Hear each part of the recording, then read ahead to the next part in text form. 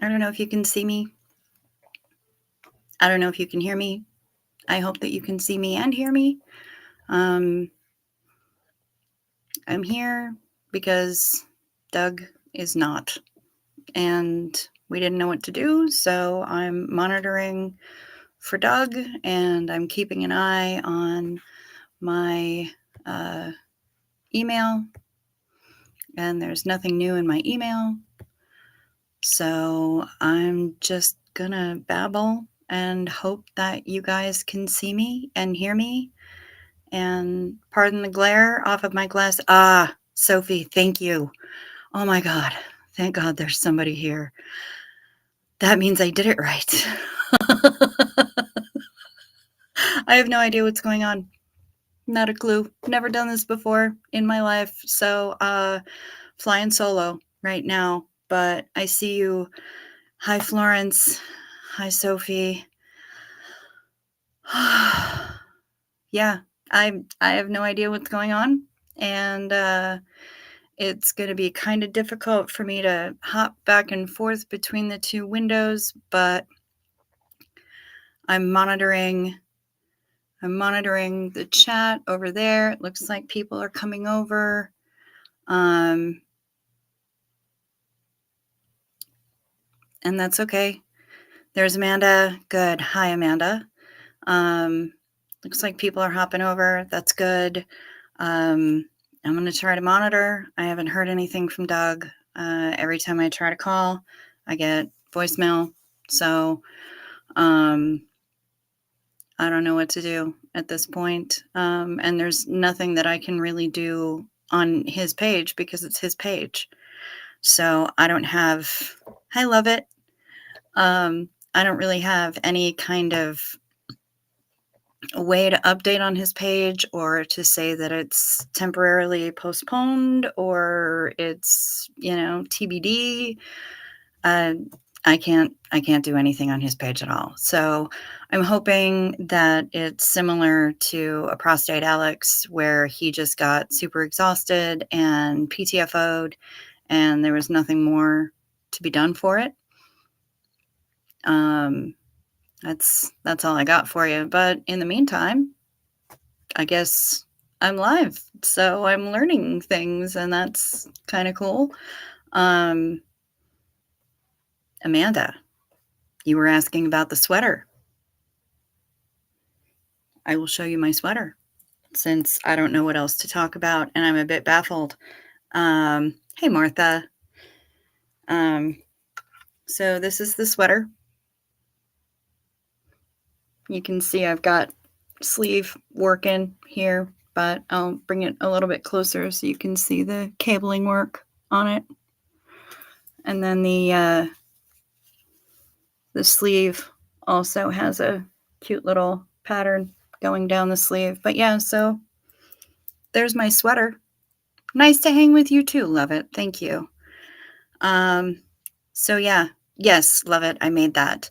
Martha, I do have his number and I have texted him and I've called him multiple times on both. I sent him emails and I've sent him messages on Facebook Messenger. And that's all I got for right now. So I can't sit here and knit because I will be way too distracted and it will mess up my cabling pattern. And I, kind of like to be able to keep that in one piece. But yeah, thank you, Florence. Thank you very much. I'm worried. I'm not gonna lie. I do my best to not worry about the guy because I know he doesn't like it when people worry about him. I have not tried it on yet. I've kind of laid it against myself. And yeah, until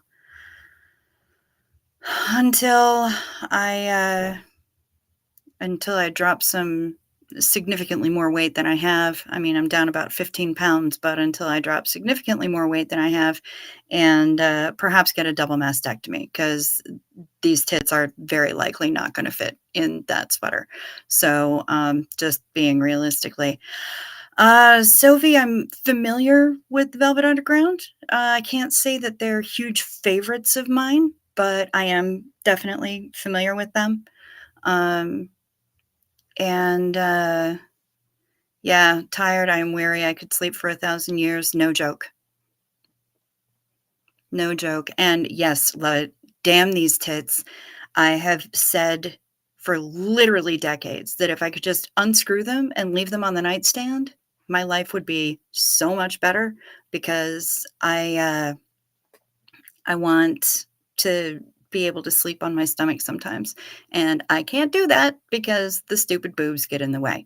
So that's frustrating. Um, did I swatch for gauge? Do I do gauge swatches? You know what? I live on the fucking edge. I don't. I don't do gauge swatches. I used to, and for a while I would save all of them. They're good for cleaning your glasses. Swatches are. Um, and they're at one point I was going to try to sew them all together to make a blanket, and the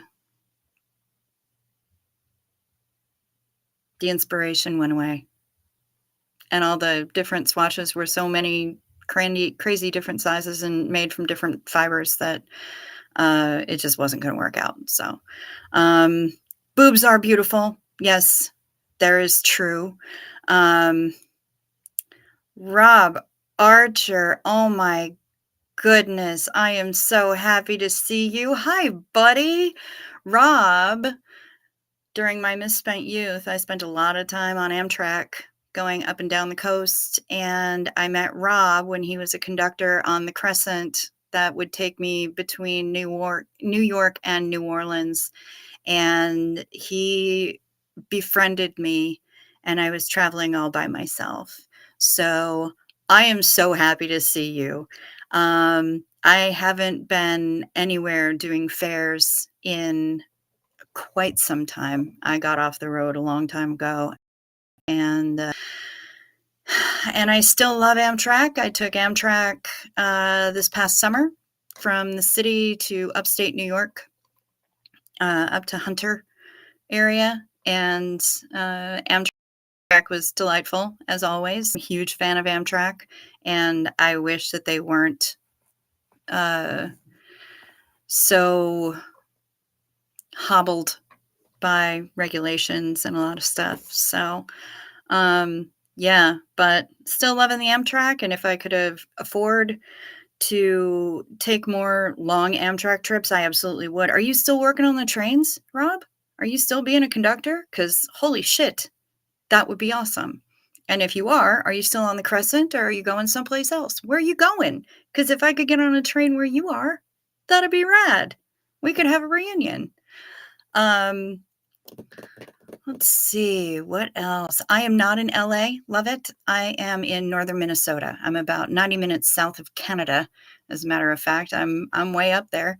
Um, and I'm right on the shore of Lake Superior out in the sticks. So that's where I am.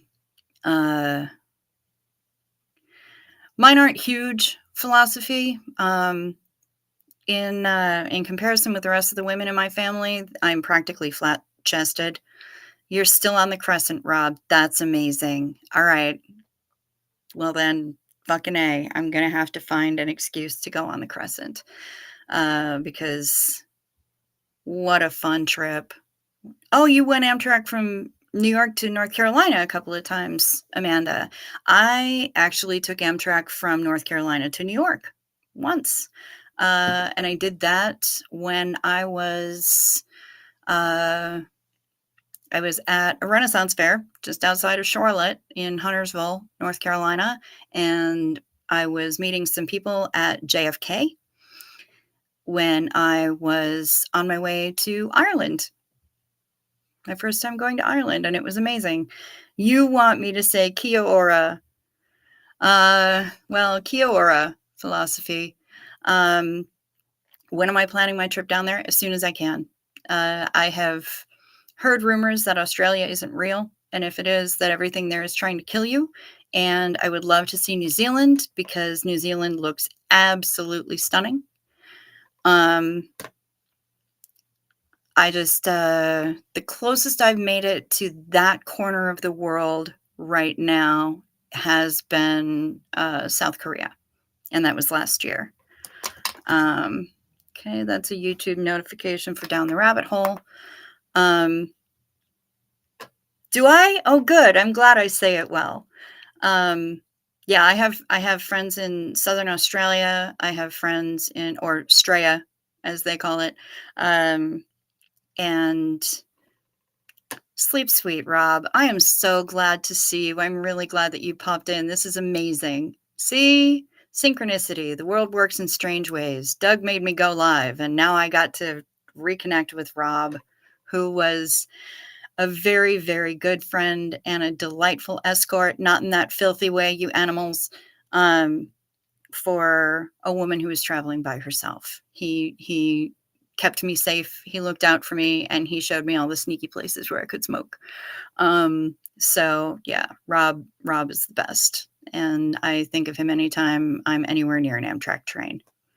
Yeah, made it to South Korea last year.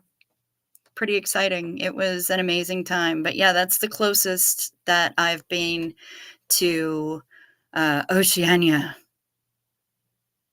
was South Korea. I was there last year for a week, and I desperately want to go back. But there are many other places in the world that I haven't seen yet that I need to go and see for sure. The world is just too big.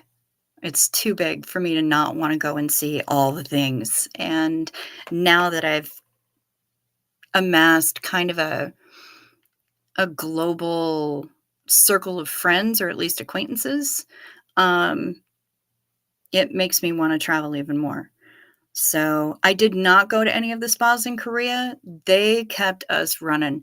There was a group of 6 of us, 6 travel advisors, and our one guide. And we ran and ran and ran from like 9 o'clock in the morning. We'd get back to the hotel maybe 9, 10 at night, and we were going the entire time. We were so busy, and it was for the whole week. Man, were we busy. But, when you're brought there as a guest of the Korea Tourism Organization, you kind of don't say no. Yeah, Korean skincare is the best. It's what I use almost exclusively. There are a few American products that I'll use. I use a couple of things from Sunday Riley. But most of the vast majority of my skincare, from cleansers to sleeping pack, is Korean. 100%. Yeah, I use Misha. I use Too Cool for School. I use Innisfree. The Innisfree Jeju volcanic clay mud mask is astonishing. LA has some really good Korean spas too, as well. Yeah, and I haven't had an opportunity to go to those, but yeah, in Korean the word is jjimjilbang, and I wanted to go to jjimjilbang, but we didn't have time because we were so busy running around and doing everything else and eating all the food and getting on trains. Yeah, we took the high-speed train from Seoul to Gyeongju, and we saw some amazing, gorgeous temples there. And that was just, I mean, it was absolutely beautiful. And then we took the train back up to Seoul so that we only spent like a day and a half in Gyeongju. The rest of the time was spent in Seoul, but we were all over Seoul. We went up to the top of and Seoul Tower. We saw a palace. We went to the Korea National Museum. We went to the Folk Museum. We ate all the food. We went to the Kimchi Museum and made kimchi, which was super cool. We inscribed our own name stamps, which is a cultural thing in Korea for, really important documents. You stamp your name using this stamp that you have in red ink. I will write that in the chat. It's Innisfree Jeju Volcanic Clay Mask. Yeah, that mask it's amazing. And I'm a huge fan of Innisfree, huge fan of Goodall. Goodall is great, product-wise, simply because it is really inexpensive for Korean skincare. It's really inexpensive, and it comes in like their eye cream comes in a pot that's like this big around. It's tremendous, and normally eye cream you get like a little tiny little thing there. But Goodall makes good stuff. Misha, I mentioned Misha before. Misha is the one that after I had completely just broken my moisture barrier to hell and back, Misha is the one who brought me back to having skin that wasn't scaly and bumpy and looking a bit alligator-esque. So, I still have mad love in my heart for Misha for helping me with that. But, you know, I also am kind of a slut for Sulhwasu, and we were gonna be able to go to the flagship store and spa for Sulhwasu, which is in Seoul, but they were closed that day. I guess they were getting ready for a private event, and so we didn't get to go in, and then I cried on the streets of Seoul because I was sad at missing out at, like, skincare mecca. Sulhwasu is based on a lot of their big thing is hanbang, which is the Korean art of using herbs in skincare. So it smells really herbal, and it's astonishing. Yeah, South Korea is the powerhouse of culture creation. Their biggest export, South Korea's biggest export, is K-pop. Yep.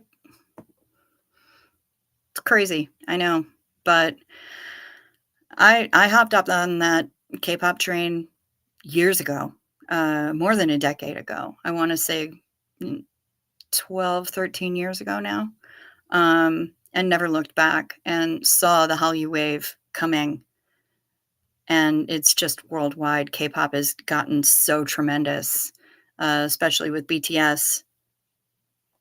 Oh, mugwort is amazing for the skin. I used to get, some masks, some sheet masks from Illy, and I think they've changed their name at this point, and it wouldn't surprise me if they've changed the formulation too, but oh my god, the smell of them. I wanted to just drain all the essence into a bathtub and roll around in it. It was astonishing. But yeah, mugwort is fantastic for the skin. Snail mucin sounds weird. It's not made of smashed snails. It's made of snail slime that they filter, and we like to think that the snails are hand-fed leaves, organic leaves from virgins in hanbok in traditional Korean clothing, feeding the snails very gently by hand and then collecting the slime as they scoot around and do their little snaily thing. But the snails are very well taken care of, and the snail mucin, snail slime is ridiculously good for healing. It's like Frank's Red Hot for me. I put that shit on everything. Bug bite, sunburn, cat scratch, like anything. And anytime my skin is acting up, if I've got a zit, if I have gotten a little bit too enthusiastic extracting a blackhead, a little bit dry, a little bit anything, snail. I just put snail on it. Stuff is amazing. Yeah, I know. Who knew, right? It's crazy. And I know that I have a tube of it somewhere around here. I don't know if it's in my backpack or if it's in my purse. Let's find out. Oh, Backpack. Yay, I was right on the first guess. I love it. This is too bright. You can't see it there. You kind of can. Mise-on Snail Recovery Gel Cream. Maybe if I move that light a little bit, you can see it better. Yeah, Mise-on Snail Recovery Gel Cream. That's the maker. And I know it's backwards, but you can, I think they're very special snails. But I don't really know what the deal is with those snails. But either way, they're freaking amazing, and what they give off is incredible for your skin. So like when my mom had surgery a few years ago, I was put in charge of the wound care afterward and taking care of the incision site because it was on her back. So she couldn't reach it, she couldn't see it, she couldn't monitor, she couldn't do anything. It's not vegan. That's true, Martha, because it is a product that comes from an animal. So much in the same way that honey is not vegan because it's a product created by an animal. And there are some vegans who claim that the bees are exploited for their vomit. But honey and wow, the only word I never forget is aphasia. There's another bee product that that the name of which is escaping me right now, but it's really good for your skin. Honey is amazing for everything. So, but yeah, I am fairly certain that the snails are not exploited, but I also think that bees are not exploited. They're going to make that honey no matter what. So, yeah, that's my decidedly non-vegan view on things, and I'm not here to insult any vegans. No, they don't milk the snails. And royal jelly is a propolis. That's the product I was looking for. Propolis, which also comes from bees. Like the honey is bee vomit.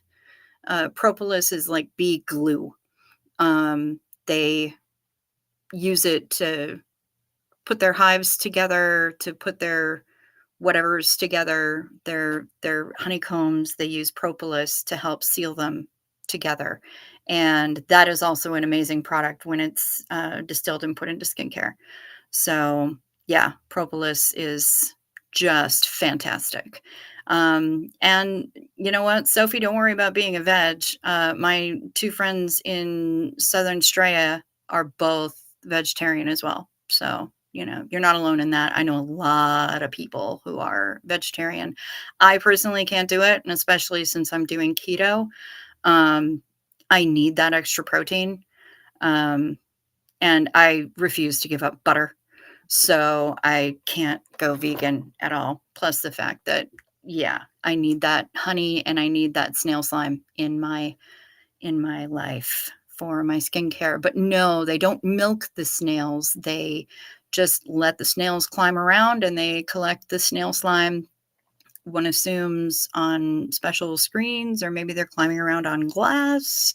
I don't know how you could milk a snail. And that kind of feels a little bit weird to even think about. Like, I know we were talking about nipples in the other chat, but snail nipples?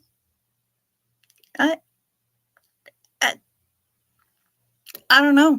I have no idea what to even think about that. So, snail nipples. You would have to find the nipples in order to milk them. And then you'd get snail milk instead of snail slime. Martha Simons is a beekeeper for your fruit grove. Just wondering how they get the snail slime. Yeah, I don't know.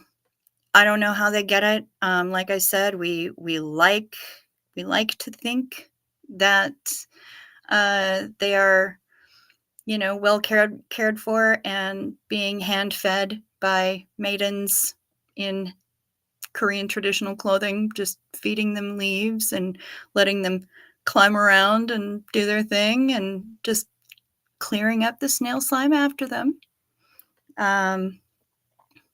That's the story that I've built up in my head, and I'm sticking to it. I don't know what else to do at this point. But yeah, when my mom had her surgery, as soon as the wound was closed, I was using a rose toner and a bit of camellia oil, and then this snail gel that I'm obsessed with. And that was when she went back in for her checkup, the doctor was like, "Who's been taking care of your scar? Who's been managing the wound care on this? Because it's barely there. I can hardly see anything. This is amazing." And she's like, "Well, my kid's a little skincare obsessed, and so she's been, like, putting snail slime on it. I don't know." So she actually made me text her the list of products that I was using so that she could show them to her doctor. And so that was pretty good. That was very validating. And also, I'm doing okay. Not bad for 50.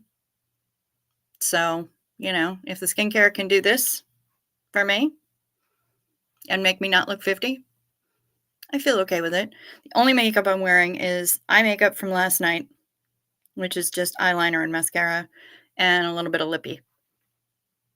I'm not Reese. I can't rock the highlighter. I'm bad at it. Bad at highlighter. Can't do blush to save my life. I can do a little bit better eye makeup, but the rest of it, yeah. Eye makeup I'm good with. Lippies I'm good with. Eye makeup, yeah. Blush, not so much. I suck at that. So, yeah. Lovett was doing keto much of the time until you were assaulted with macaron. You'll get back on the wagon. I believe in you. My mother made cupcakes tonight from scratch. Chocolate cupcakes from scratch and chocolate frosting from scratch. And it was really, really hard for me to not eat them. And I know that there are some still in the kitchen, and I want to shove one of them into my face, but I'm behaving. I'm keeping myself all set up here. I am going to leave a note in Doug's chat. Looks like Lady V is still over there. Daniel Sander, Laura Amato. Hey, y'all. Still no word from Doug.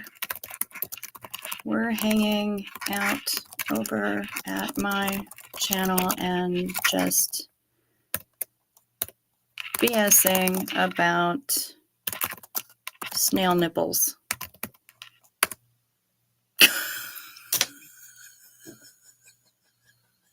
I don't even know.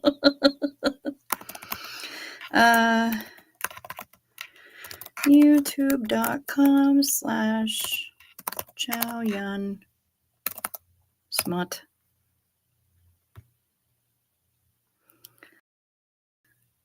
Yeah, so hopefully that'll. I left a note for pretty much everyone. Oh, Amanda, you left a message in chat. Cool.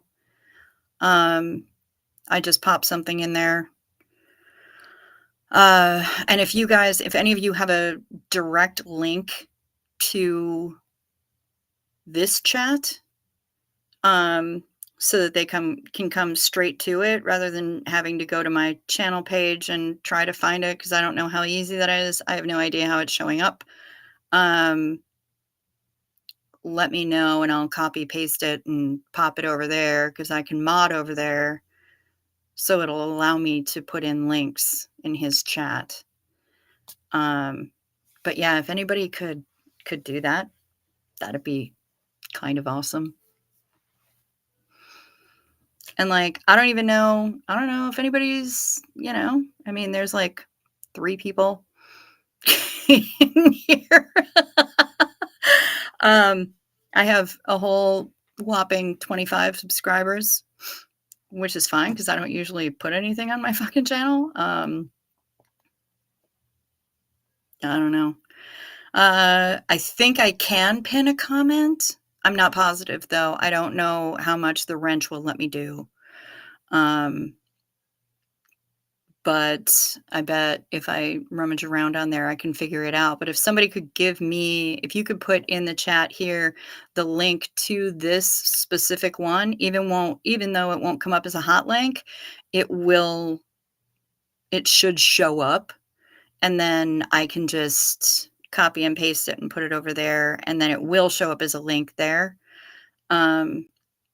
And then I'll see if I can figure out how to do that with you lovely people by my side. God, I'm so glad. There's 9 people in here. Hey, that's more than I thought would be. This is exciting. Oh, balls. Did it really? Oh, that's dumb. Okay, well, then I guess we're going to have to work around it. Love it. If you would be so kind to send an email to that link with the link to the YouTube. That's my email, clearly. And if you could send a link to me. Oh, hey! Hi, Heifer! Yay! Thank you so much. An expose on snail slime farming. I'm going to have to get right on that. Daniel Sander, is this a good place for fun? I don't know. It might be. This is my very first time going live on YouTube. Never done it before. Had been pondering it. And no, I can't, Amanda. I cannot. So, yeah, if anybody could... if somebody could email it to me, and then I can put the link in Doug's chat and let them know that people can come on over here. Daniel, it might be a fun time. We have been talking about everything. Literally. Like, well, okay, we've talked about cupcakes, we've talked about macaron, we've talked about snail nipples. We've talked about a lot of stuff. Bee barf. We've talked about bee barf. We love bee barf. Thank you, love it. And yeah, the wrench has become the engine. Indeed. I'm like, the little engine that what? So let's refresh. Beautiful. Oh, son of a... Let's see. Copy link address. Aha. There we go. Okay. Yeah, I'm really selling it. I know. Okay.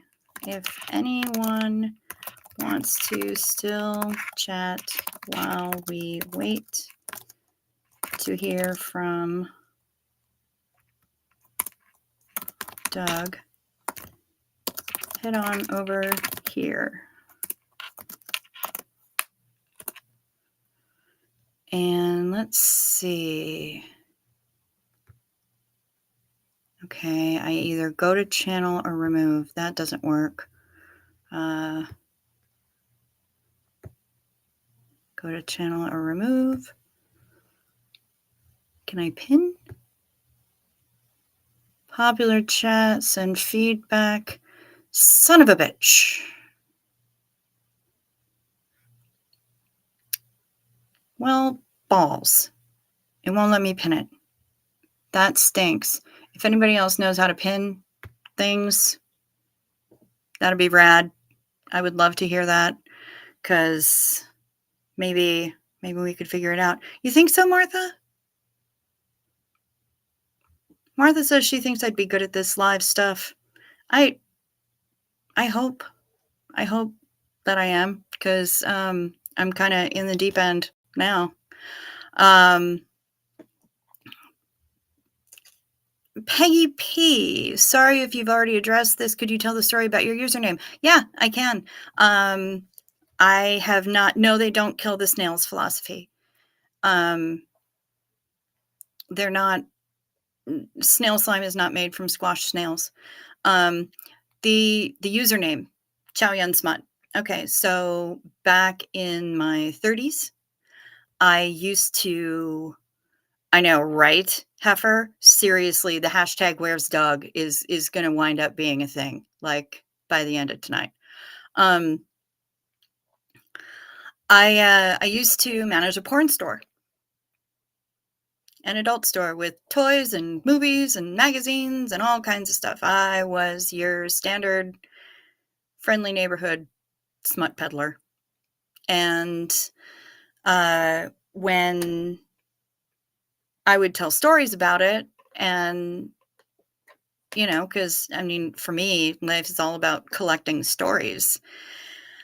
And he, a very good friend of mine, when I was telling stories about something, she's like, "Oh my God, your porno foo is mighty.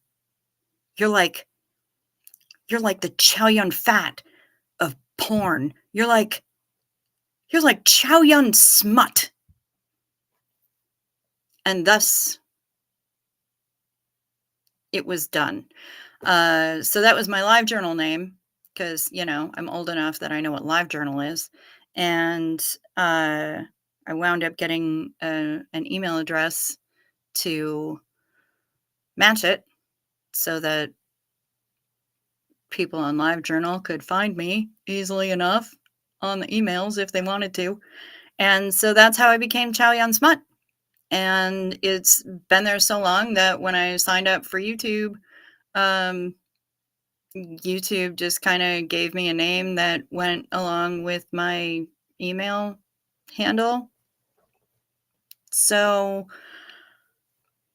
there I am. And then I wound up being even more Chow Yun Smut, because I moved out to LA and I was working still in the industry. I wrote for the one industry trade magazine, AVN. I voted in the awards one year. Yes, 1 year, because I'll never do it again. I never wanted to do it again. I watched 150 porn movies in, like, the first 3 weeks of December, and by the time I got to Vegas, I didn't even wanna see myself naked. My television was on Cartoon Network all the time. Way too many naked people for that month. Yeah, that was just way too much concentrated naked. But I did move out to LA, and I was working on sets and as a production assistant and chief cook and dildo washer. Literally, because we'd get a shipment of toys in and they had to be washed before they could be used. And so I was washing dildos in the sink like most people wash dishes. Yeah. So that was, you'll be fine. You'll be fine, Daniel Sander, I promise. A lot of people talk to God when they're having sex, so it's okay if you're a Christian and you're here. So yeah, that's the story. That's the story behind the name. I still remain very sex positive, and I remain very body positive, and just. Oh, I was a sweater knitter while I was a smut purveyor. There were a number of times, yes, but only after they're washed, Heifer.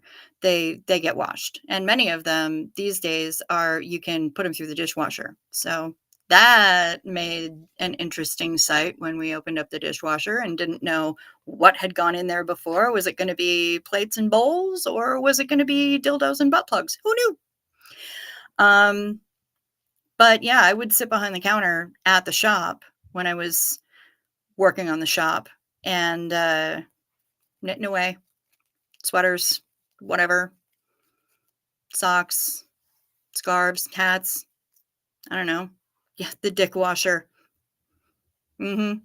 So, yeah, I was chief cook and dildo washer. I took everybody's Quiznos order, uh, photographed IDs, made sure everybody had a current STD test, um, you know, fun stuff like that.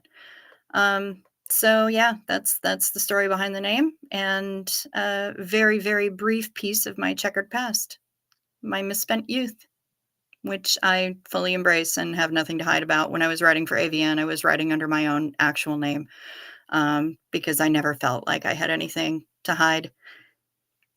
Oh, honey, this live isn't gonna be monetized anyway. I have 25 followers. So and I have maybe, a grand total of 4 watch hours. Hey, pup groomer, how are you? Um, so yeah, this is definitely not gonna be monetized. Um, I waited until after 5 minutes had gone by before I dropped my first F-bomb though. So I think that's good, right? That's well within the boundaries. I don't know. But either way, I'm not expecting it to be monetized, nor am I expecting to to get the kind of watch hours that I would need or the subscriber numbers that I would need for that to happen. Uh, was this at a Starbucks? No, no, it was not at a Starbucks. I have never been a barista. Well, thank you, Pup Groomer. I'm so glad you subbed. That's kind of cute. Um, this was not at a Starbucks. This was at the porn store that I used to manage. And as for the dishwasher, that was at the shoot location that I worked for. Um, yeah, I wouldn't mind. I wouldn't. Philosophy. You know what? I can show things here. I know how to do that. Philosophy never wanted to clean the toy box at the brothel. I don't blame you, honestly. That's what nitrile gloves are for sure. And very strong detergents. Um,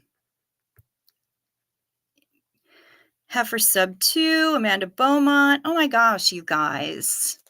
Y'all are the cutest. Thank you so much. I had been thinking maybe I should start a channel. What the shit am I going to talk about? And apparently I'm going to wind up talking about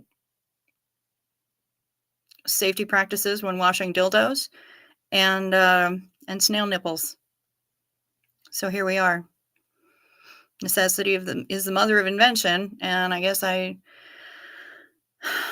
feel like y'all needed someplace to go since Doug is MIA. In that world, Martha wants to know. Interesting. So in that world, was there any spiritual beliefs that were prevalent? None that anybody really talked about. It wasn't discussed because nobody really cared. They were just there to do a job. And much like any other job, the things you don't want to talk about when you're at work are religion and politics. I mean, we couldn't not talk about sex, which is the other one that you're not supposed to talk about at work, but their job was sex. So, you kinda gotta roll with it when it comes to that. But no, there were no in particular spiritual beliefs prevalent, and nobody was proselytizing, uh, for Scientology. Nobody was trying to get anybody to go down to the org and take some courses, because all of them were out 2D as a matter of course for their job. So, pretty much their entire existence was one massive 2D flow. So definitely no Scientologists in the jizz biz. But I didn't really hear anybody talking a whole lot about spirituality either. The closest thing, because I know that some people, their religion is education. And one of the girls who was,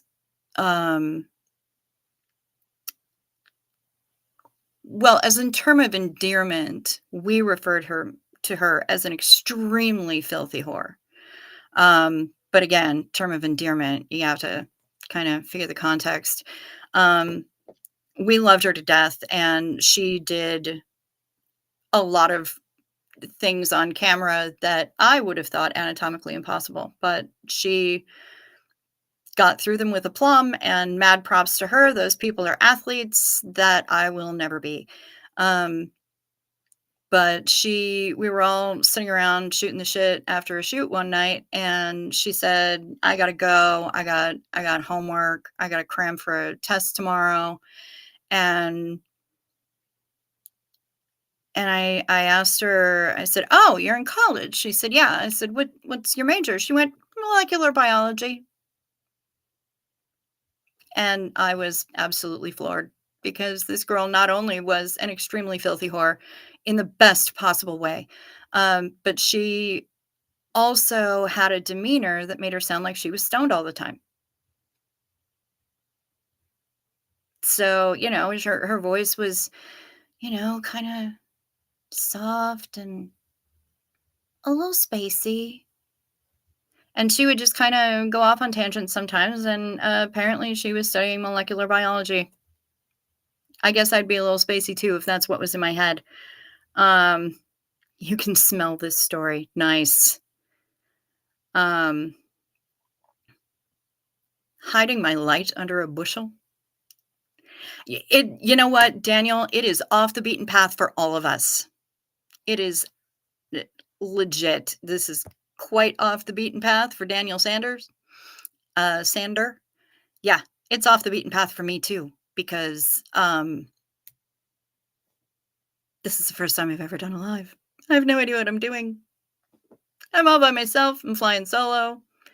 I snuck in on Doug a couple of times, but other than that, just me chilling because we all needed a place to go and deal with our worry about what might be going on with Mr. Douglas Kramer. Um, so I just decided to give it a shot, and here we are. So I hope you're not afraid. I hope we don't scandalize you, and if we do, I hope you kind of dig it. Uh, I've been hiding my light under a bushel. I don't even know what to say about that. I've been hanging out in the chat usually. That's Pup Groomer is in a little middle of nowhere town. Guess what? Same. Same. There is a city of the same name just down the road a piece. But we're on the township line. We're not within the incorporated city limits. We're on the township line. So we're out in the sticks between a small city and a little shit splat of a town. Uh, we're halfway in between those. So that's what we've got. And you talk about dogs and crochet and the little middle of nowhere town that you live in. So, yeah, I feel that. I would probably wind up talking about, the woodland creatures that we feed and knitting because I can't crochet, you hooker. And this miserable town that I grew up in. Heifer, this is my kind of confo. You did something, have to load the towels. Oh, ew. See, I would be okay with putting on gloves and getting those toys all scrub-a-dub-dubbed. But man, no, I want nothing to do with those linens. Ugh, that's disgusting. That sounds disgusting. Sophie, you were a stronger man than I. Where's Doug? Nobody knows. Hashtag, where's Doug? I do have a lot of stories, because that's what life is about, in my opinion, and that's just me. I realize that it's just me. In my opinion, life is about go out and live and collect stories. Keep your eyes open, keep your ears open, see what you can see. There's all kinds of crazy shit happening, and all we have to do is look at them and see them. And so I do collect stories. Thank you, Peggy P. I absolutely do. Um, and that's what makes life worth living. I will never have children, so I don't really have people that I can pass the stories along to in the oral tradition. Um, fine oral tradition having nothing to do with the previous topic. Thank you. But uh, a lot of people have been getting on my case to write a book or two because I couldn't put them into one. I mean, just the stories of the last year and a half would have to fit into a memoir that I'm planning on titling "Punching a Ghost in the Face," about the loss of my sister and all sorts of other stuff that went along with that. But yeah, and I think that might be a friend of mine was just 2 days ago really getting on my case about that, and I think I'm gonna have to. Um, Egbeck. Eggebeck? Is that where you people live? Daniel, are you from Schleswig-Holstein? Little town called Eggebeck. I'm saying this all wrong because I don't speak German. The only German I know is to ask if you have crispy butt hairs.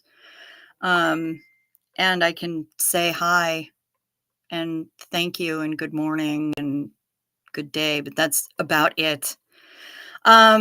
Do I think Martha wants to know, do you think there was manipulation and control of the actresses and actors to stay in the biz? Not by any one person. I think that some of them absolutely were in relationships, either with a manager or with a boyfriend who we frequently refer to as suitcase pimps. And those people many times would exercise undue influence on those girls, on those women to keep them making money for them. But I can't necessarily say that that was entirely the case. A lot of people that I talked to, honestly, were just doing it because they enjoyed the sex. They made really good money and they were able to do other things that normally they would not be able to do if they were working a standard 9 to 5. And it also gave them motivation to keep themselves in shape. So, and there were a number of people that I spoke to that really were not, they weren't drugged out. They weren't constantly being concealed from everybody else except when it was showtime. None of that. I saw very little of that.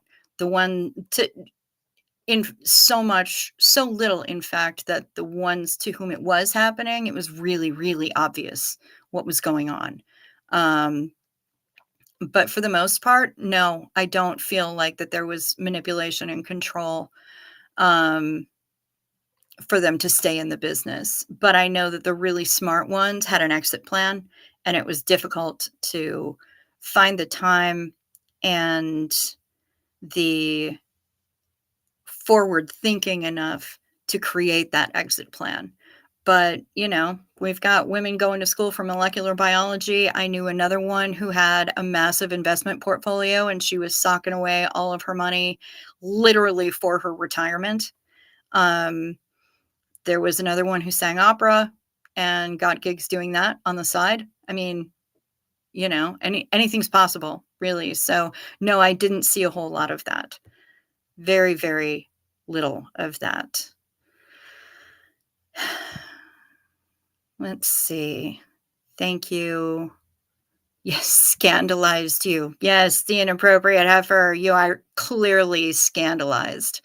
I can tell because I see you in Reese's chat all the time, and she talks about things just as graphically as I do, if not more so, because she's all about the flaps. I'm just saying, and I do not. So I strongly doubt that you're super scandalized, ma'am. Lorna Huddleston. Doug needs to take off his hat. Am I right? I would like to see Doug take off his hat. I think a lot of you would like to see Doug take off his hat. He claims that the hat helps his headphones not squish his little noggin.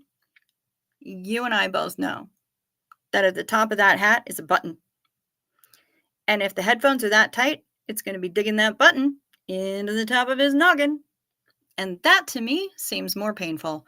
But you want to talk about hiding your light under a bushel. Here's the other thing. Doug doesn't want to be anybody's guru. He doesn't want to be anybody's new savior or Jesus or anything like that. And I think he's afraid that if he lets the long hair out, people are going to think, some people, I'm not saying all of you, but some people might get ideas in their heads. So, he rocks the man bun and he keeps it concealed. And maybe someday we'll see it if he graces us with that. That'd be pretty rad. I agree, Lorna, but I can't pressure him about it. You are welcome to keep making the suggestion. It's up to him. He's a big boy, makes his own choices.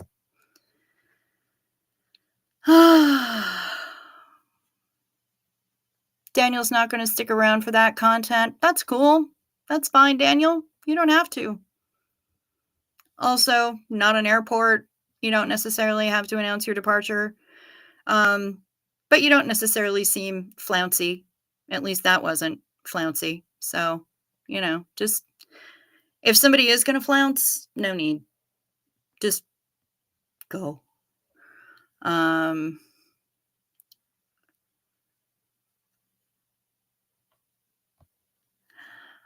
Philosophy wants to know, am I anywhere near or have I been to Prince's house? Prince's house is in Chanhassen, Minnesota, which is a couple hours south of me. It's about 2.5 hours south of where I live. And I have not been. And I haven't been able to bring myself to go to Paisley Park because now that he's passed, I think I would be extremely emotional about it. I miss him terribly. And he was a musical genius, even if he was kind of a shit personally. Let's see. Love it can only say lighter and ring around the collar in German. Okay.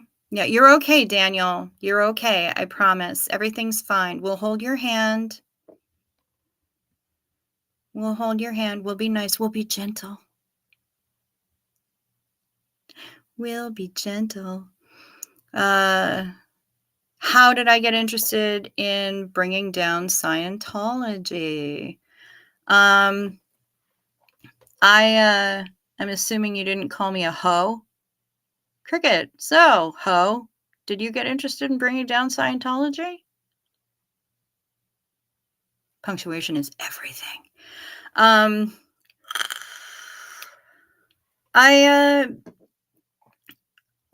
I've always been interested in cults, in high demand religions, in no, it's not anything fun. It's just a cigarette substitute. I've always been interested in those sorts of things. High demand religions, high control groups, cults, call them what you will. And when I got my hysterectomy, in preparation for that, I knew that I was going to be spending a lot of time on my butt recovering. So I bought a Kindle and I loaded it up with as many books as I could find. And it started with Leah Remini's Troublemaker, Headley's Blown for Good, Jenna Miscavige's Unbelievable, Going Clear, Let's Sell These People a Piece of Blue Sky, God, so many others. And then, some other light reading like, Under the Banner of Heaven, about the FLDS and blood atonement and fun stuff like that, and real deep dives into Jim Jones and deep dives into Branch Davidians and stuff like that, so that, I had some fun stuff to read. I could still exercise my mind, even though I wasn't able to exercise my body very much. Um, and I read like a vacuum, so I just hoovered my way through all of those very quickly. Um, and I did that, and then when Aftermath, Scientology and the Aftermath show came out, I watched that religiously and started getting other people to watch it. When I was living in LA, I did see, um, creepy old Big Blue and the Celebrity Center, which I used to flip off every time I went past it, just on general principle.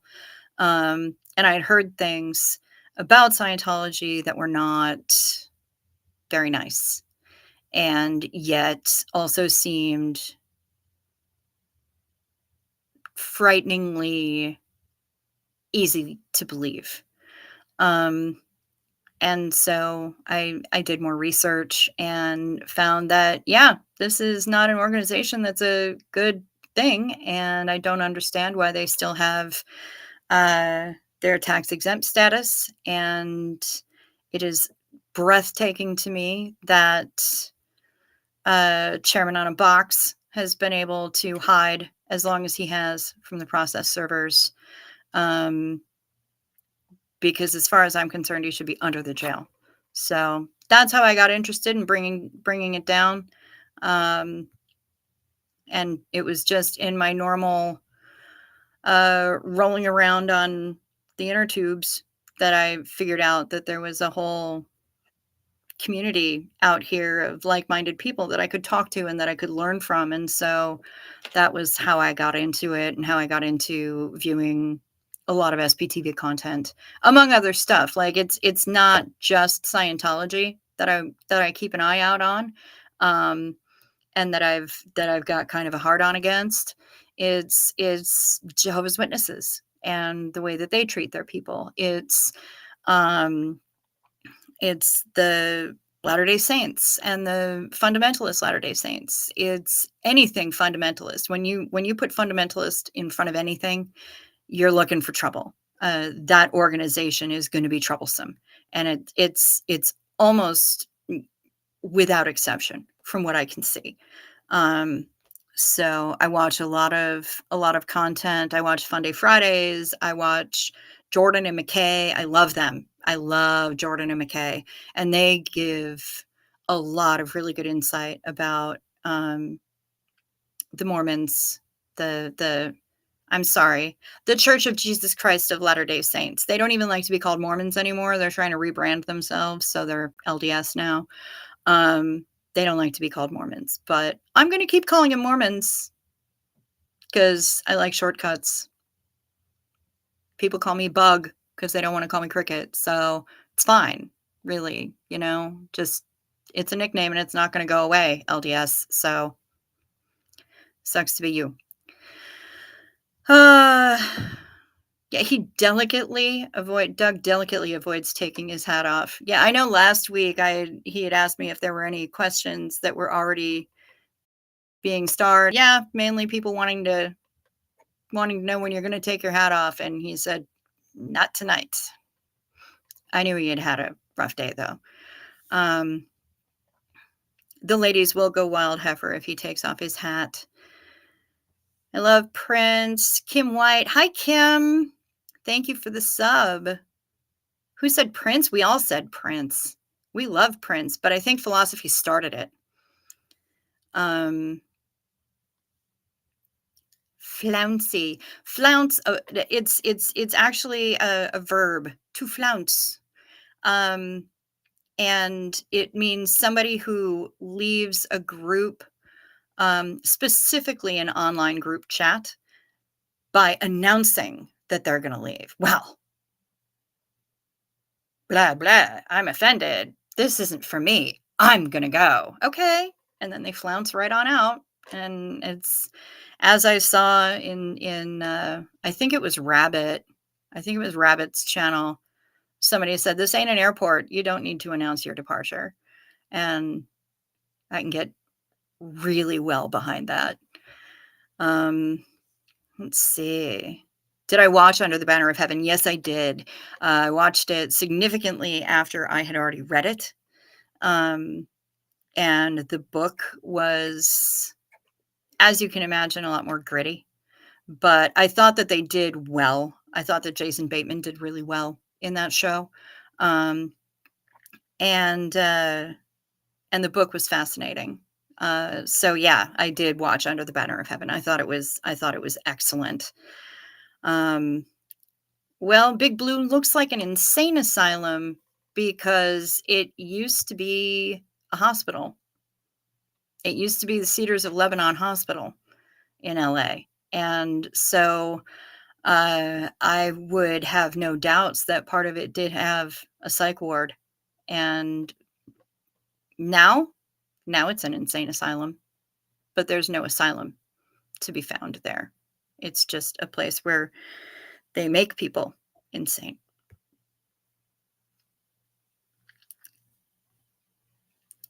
Philosophy loves learning about cults, extreme beliefs, and serial killers. Yeah. What's the word? Aphasia is the only word I never forget. Abnormal psychology, aberrant psychology has always been fascinating to me since I was ridiculously small.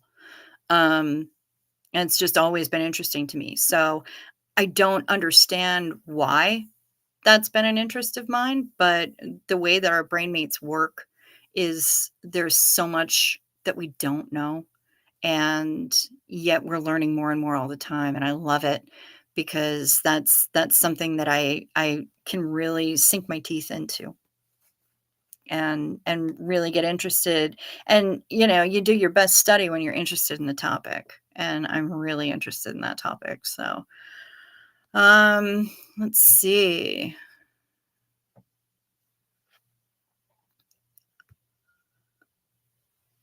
Pup groomer. I grew up in Florida, not far from Clearwater, so I've heard about this stuff most of my life. Plus, I have a family background from another high control group, though I wasn't involved. Well, I'm glad you weren't involved. And I'm sorry that you have family background in that, because that can be challenging for you to navigate, even if you weren't involved. Oh,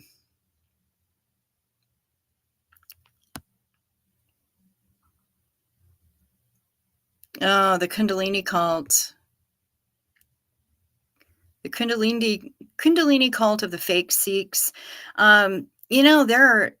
There I want to say there's more than one, though. There are a number of different people who are trying to use yoga and use Kundalini and stuff like that as a way to gather followers for themselves and prestige and fame for themselves. I've seen a number of different documentaries on that, and that's upsetting to me. But you know what? Anywhere you go, there are cults. They are all over the world, literally. They're in South Korea.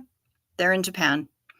They're, Aum Shinrikyo is in Japan. Falun Gong is, fucking all over the place. And have been creeping and creeping and creeping more and more into American news, which is terrifying to me because they really make themselves seem legit, and they're not. They're yeah, I have words. Needless to say, if you see anything from Epoch Times, EPOCH, Epoch Times or Epoch TV, run. That's my opinion. Run. Martha Simons with the real question. Is Doug going bald? No idea. Not a clue. I haven't seen him without a hat. I've seen the same stuff you guys have. Anything that's, the photos that are available out there on the interwebs. Kim White has had a fascination with cults since you were young and your cousin moved in with your older sister. Oh, got involved in a cult called The Way. Yeah, The Way International. That was some scary shit. They're still around too, aren't they? The Way. I'm fairly certain, Kim, that they are. You were young and your cousin moved in with your older sister and got involved in a cult called The Way. Now, is that, Kim, is that your cousin that got involved in The Way? And are they still in?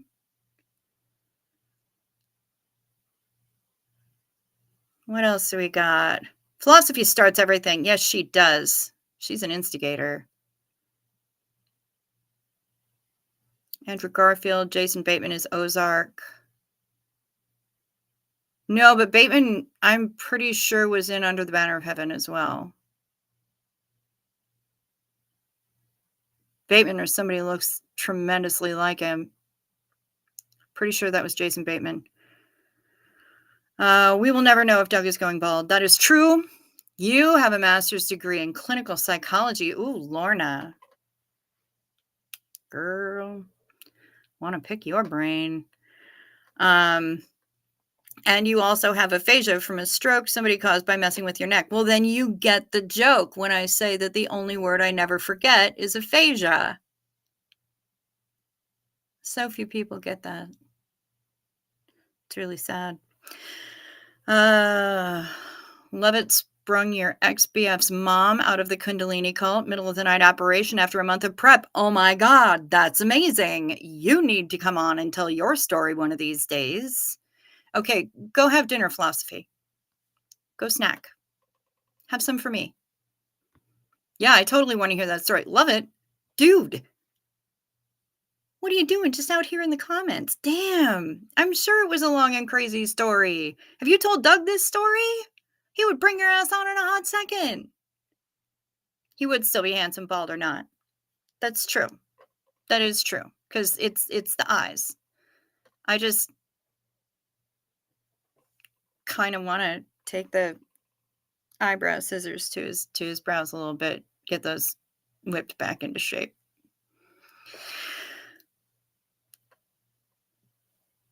Petty. Yeah, just a little Petty Crocker right here.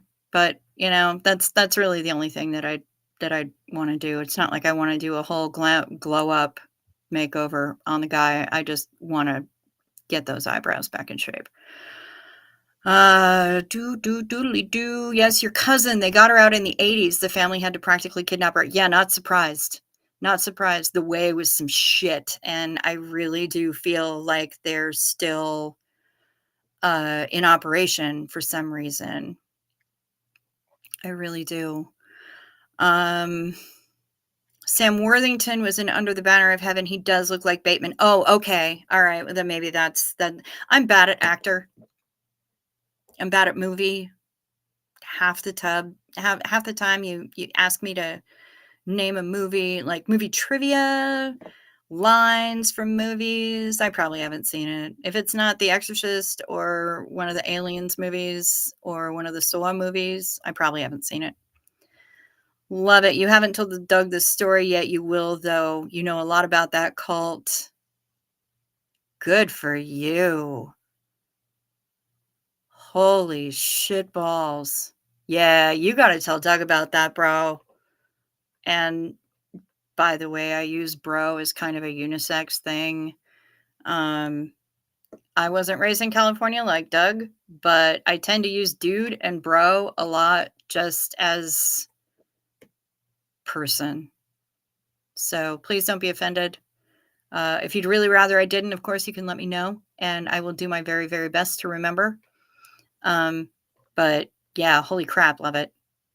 That's amazing. The Waldorf School. I've heard about the Waldorf School as well. Lorna. The Way is still operating. They're on their 5th president. Leader was 2 weeks away from getting her millions. Holy crap.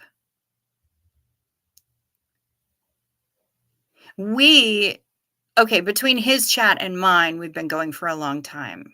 I've only been I've been going on for an hour and 15 minutes now. Holy crap. That's amazing.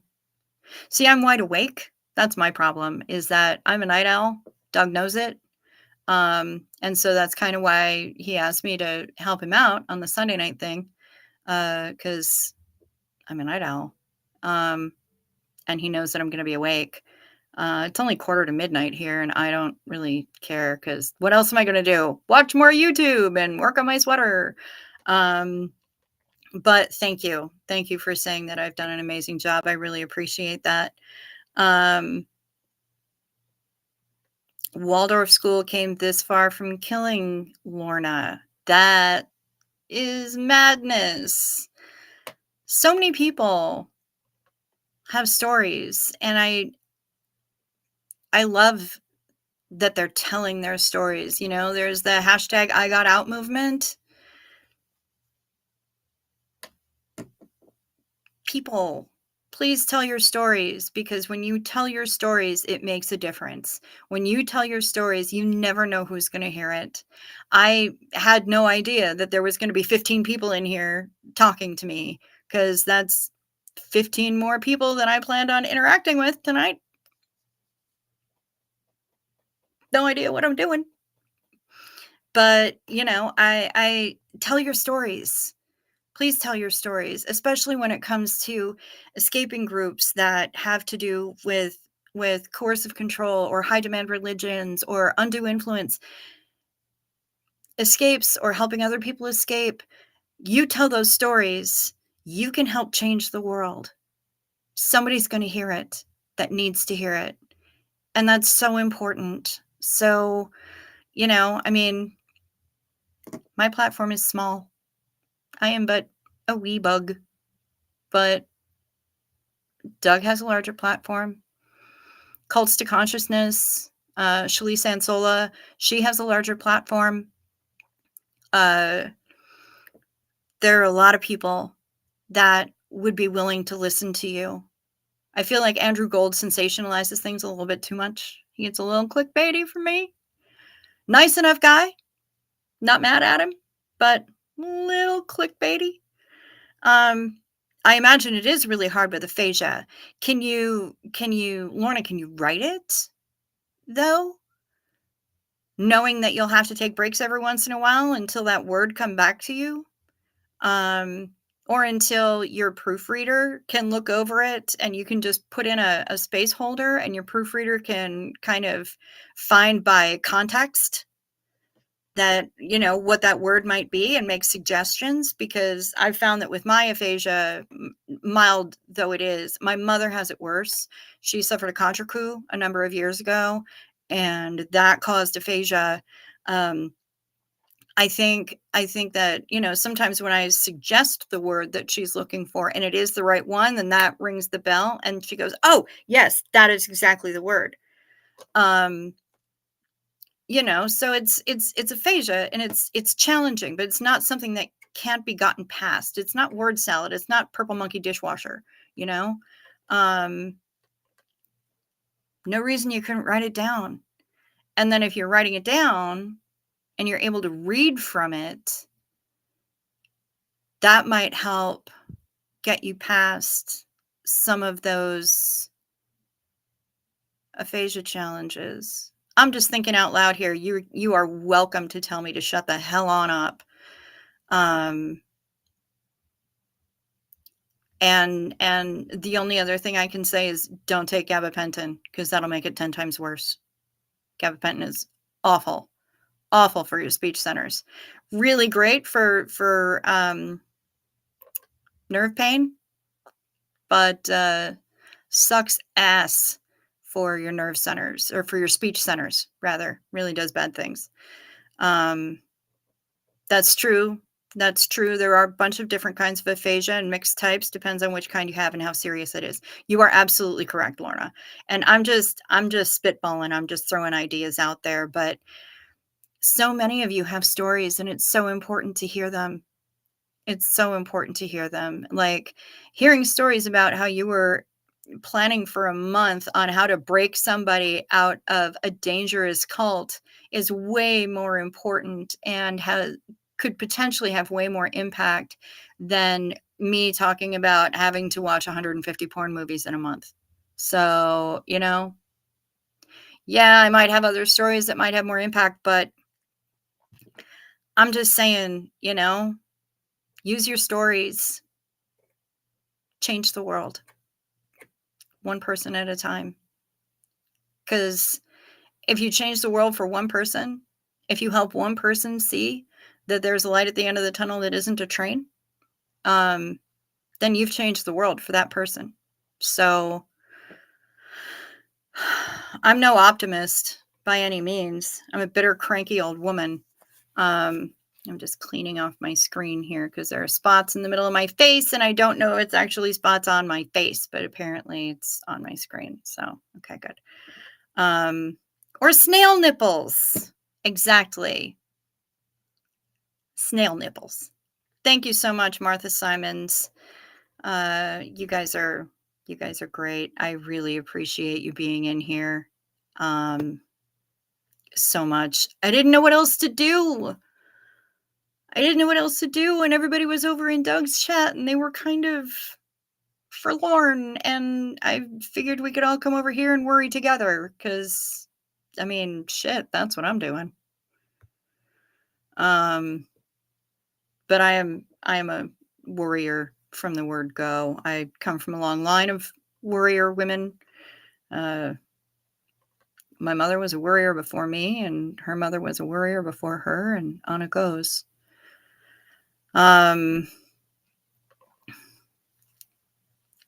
Aw, pup groomer. I like you back. But I like you. Your Freeman show was great. Thank you. Thank you. I got a little tore up near the end of that, so feel a little self-conscious, and I made the mistake of reading the comments, and somebody called me a shrieking narcissist and an intolerable drunk, and that felt great.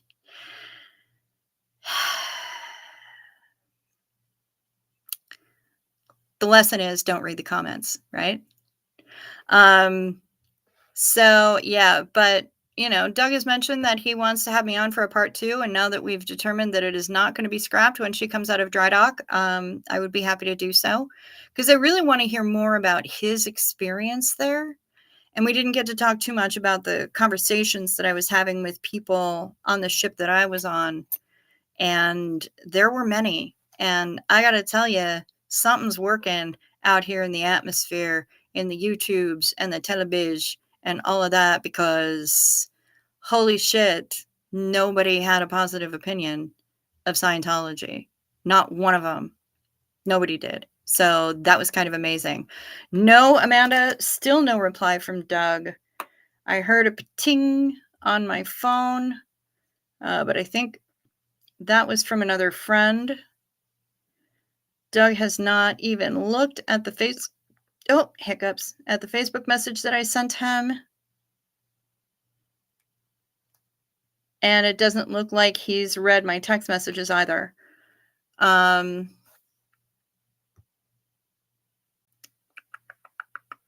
go back into the inbox.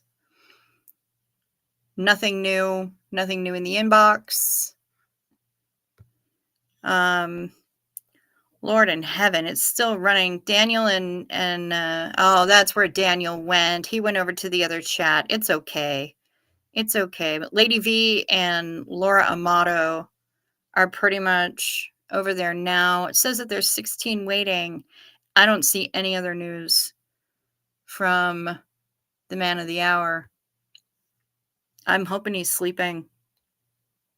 I really hope he's sleeping, because I'm not seeing anything. Oh, if I made a channel, they would rip me to shreds. Why, heifer? Why would they rip you to shreds? Pup groomer, they can stick it. Yeah, they kind of can. I thought it was great. We all deserve to let loose every once in a while. This is unusual for Doug, Peggy. This is. It is, because normally when he's got something scheduled, he will either reschedule it, like he did yesterday, The AMA was supposed to be at 8 p.m. my time yesterday, and he rescheduled it for 9 p.m. my time today, and I haven't heard anything. Haven't heard anything from him. He hasn't read any of the things that I've sent him on Facebook Messenger. He hasn't acknowledged my text messages. It is weird. He usually will find something, or he'll just pop in and leave a comment and be like, in the chat, and just be like, hey, you know what, can't go live, something came up, emergency, whatever, we'll reschedule. And he didn't do that. So I'm hoping that he just PTFO'd.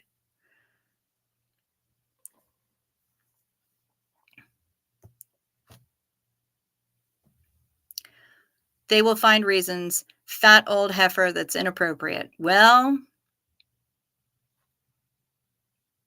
you and me, babe. You and me. Samesies. So I get you. I get you. I'm here for you, sister. Maybe Doug scheduled. If so, if we'll start in 7 minutes. I mean, if that were the case, he would have sent me a link, because he always, before he goes live, and I'm going to check in my promotions folder just in case, because that's usually where it winds up. Balesa Boutique trying to sell me trying to sell me sex toys. Hey, I would love to purchase, but I'm fucking broke. A sneak peek of my 2023 Audible stats. Great. Nope. Nothing from him. And usually what happens is about 20 to 30 minutes before he's scheduled to go live, he'll send me the link to get backstage so that I can get busy starring questions, and we can just kind of prepare, catch up, say our hellos. Maybe he met some crazy chick in LA. Check the CVS. Lord have mercy. Right? Seriously. Nah, heifer, you're fantastic, and I think you're fantastic, and a lot of other people here too. So I wouldn't sweat it. I imagine I'm kind of looking forward, kind of not looking forward to whatever comments wind up getting left on this afterward, because yeah, this was impromptu. She's all gushy now. But are we talking like wet and gushy? What kind of gushy are we talking? Are you feeling all like warm and fuzzy inside? Is that something different? That's not like WAP. Okay. I just had to ask, you know? Yeah, anyway, if he was going to be going on in 7 minutes, he would have sent me the link to be backstage, and he hasn't done that, and he hasn't replied to any of my messages, and nothing. So I have no idea what's going on, and all I can hope. Oh, WAP was earlier this evening. That's my girl. Get it. Yeah, how was dinner, Sophie? What did you have? I mean, I probably could. That'd be kind of a bitch ass move, though, wouldn't it? Don't you think? In for a penny. I just don't have to read them. Unless he got his AM PM confused. You know, Amanda Beaumont, this time of year, since it's only daylight out for about 15 minutes, kind of wouldn't be surprised if that happened. But yeah. I probably could turn off comments after the stream. Also, again, I guess I just don't really care. I don't have to read them. Ooh, pizza. I haven't had pizza in a while. Love me a good pizza. Pepperoni and mushroom with extra garlic. Yum, yum, yum, yum. Sorry, stand by for hit off the vape. Ew.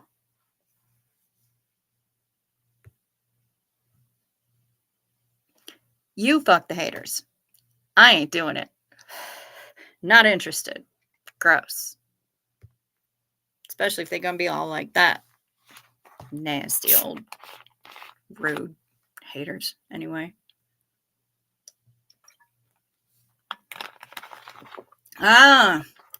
See, we should Xenu Marlene. We should. And Doug's going to miss out. Did I hear something? Am I on drugs? No. Oh, Karina's still in there. And Lady V. And Daniel. Lady V says, I think that boat has sailed. Aw. Well, Daniel Sander is over there, and he seems to be very happy with his Christian self not being in here as we talk about smut. So, I haven't heard from Doug. I haven't. But we should Xenu Marlene. And I'm going to open up this bottle because now I'm worried. And I'm out of vodka. So, we make do with what we got.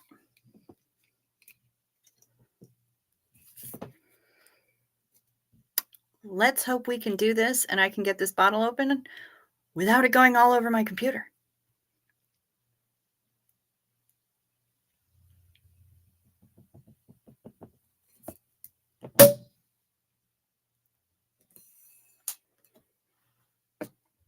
Smooth. Quite impressed with myself. Yeah, not bitch ass. Just don't open myself up to unwanted, unneeded abuse. You're right. It might be too tempting to read them because I am my own worst critic and I am able to bash the crap out of myself with the slightest provocation. So, yeah. Oh, you ain't fucking them either, Sophie? Well, then I guess they're going to stay unfucked. Cheers.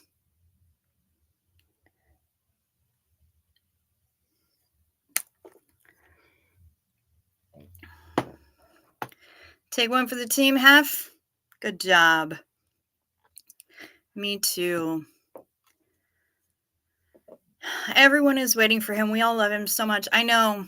That's the thing. And I don't know that he really realizes it. Like, he knows because, oh, you are here, Daniel.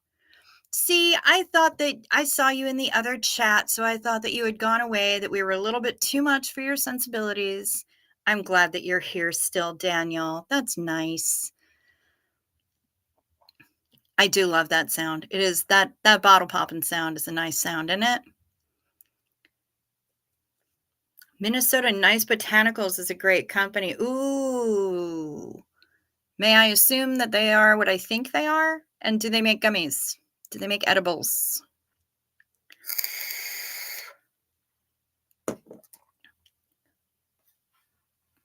You guys, that's not what I was looking for.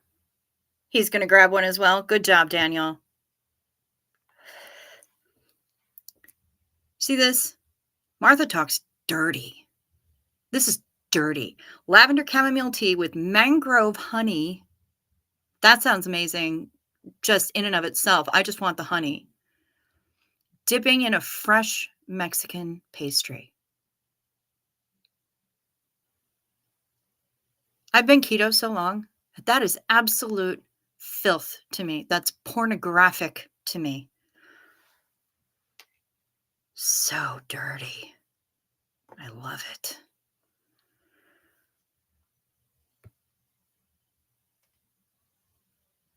Peggy P, me too, Cricket. Great at self-gaslighting also. Yay! Another person who has a baseball bat in their hand, just ready to bash themselves over the head with it. All right, what do we got here? My friend's brother is a porn star in LA, and when my friend said he was gay, his brother was like, well, if you're going to take it up the back door, at least get paid for it. Yeah, Yeah. And there are a lot of people in the business that, you don't have to, in order to be in gay movies, you don't even have to get it on with anybody. There are a lot of solo movies that guys are in, and I've been there watching them being filmed. Nobody else touches them. So, if you're going to make that paper, make that paper. Amanita muscaria gummies. I like gummies. Will they help me sleep? Are they indica? Couch? Because I have monkeys in my brain, and we like to have what if parties. And so the second that I lie down to go to sleep, the monkeys wake up and rattle around in their trees and have their little parties. It's a good time. All I want to do is freaking sleep.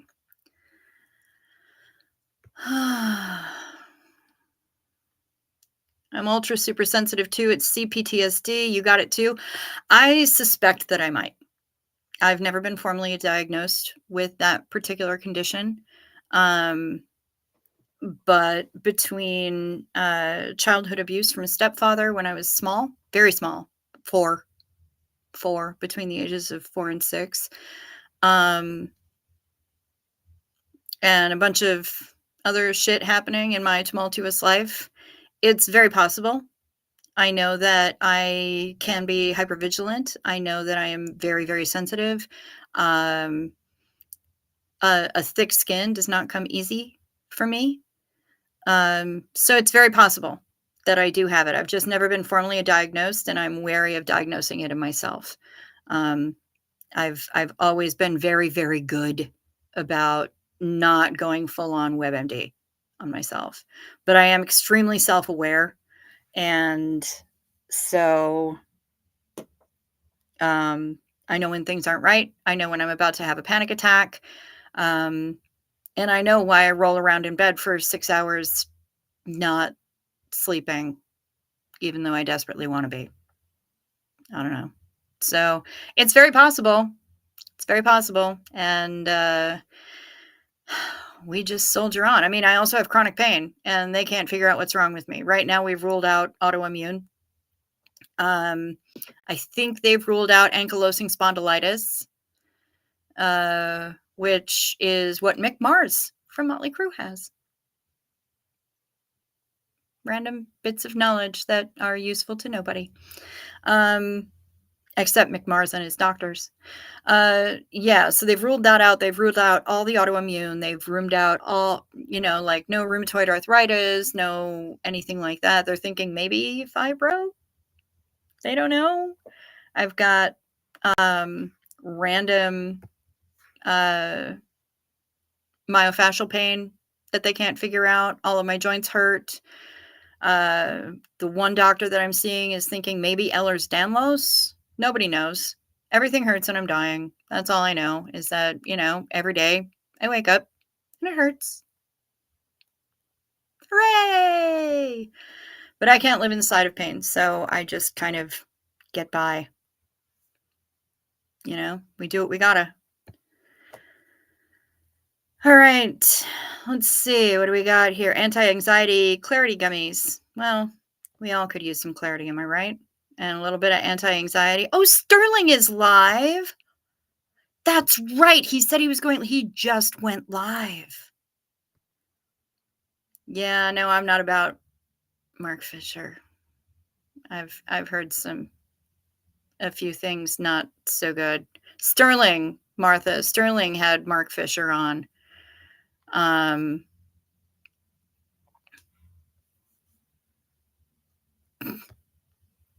Heifer. Love the gay porn.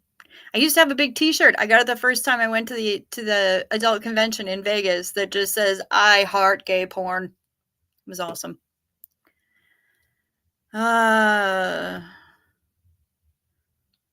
Load says, "Yeah, platforming that guy was not cool. Not going to use the word, even though I'm not monetized and likely never will be."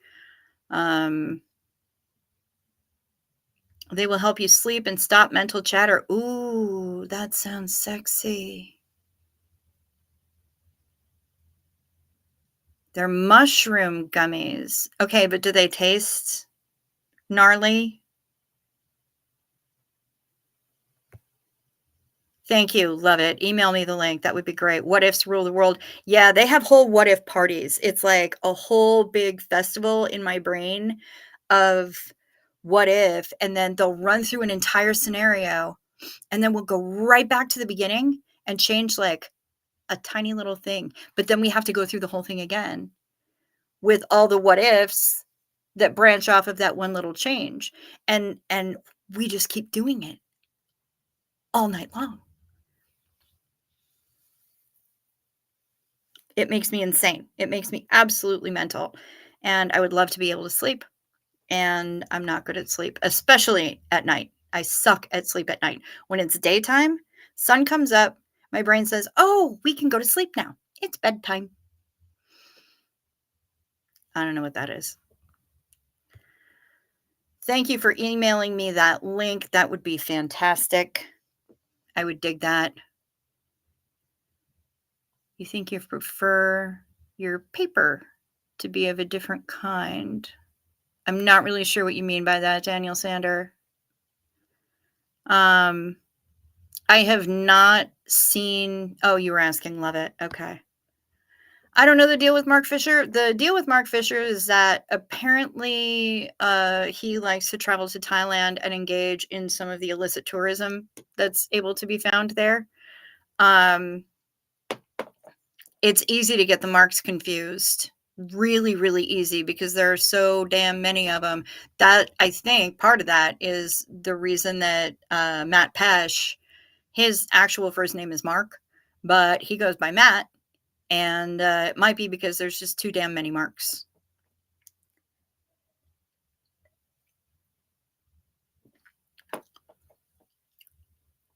Oh, you have a good dog. Pup groomer, you have a good doggo. Trained to help with your insomnia, social anxiety, DPT, and her next task, training for her to guard you in public. That's amazing. I love it. I love it. I love the doggos. Send a photo of her to Doug. Doug needs more dog photos. You've got the fibro. It sucks, Heifer. Florence has fibro. Lorna, you're pretty sure I've got PTSD. Yeah, it wouldn't surprise me, quite frankly. It wouldn't. And you know, I'm okay with it. I accept it. Botanical called kratom. I've heard about kratom. You said that it helps a lot. Okay, that's cool. Low histamine, anti-inflammatory diet saved you last year. Some nights you thought you died and wouldn't wake up in the morning. The gummies are yummy. Okay. Philosophy is laughing at something that I said. Yes, yeah. Heifer, yes. Don't go to bed until like 7, 8 in the morning. Yeah, and half the time it's because I tried to go to bed at like 4:30, perfectly reasonable hour in the morning for me, right? And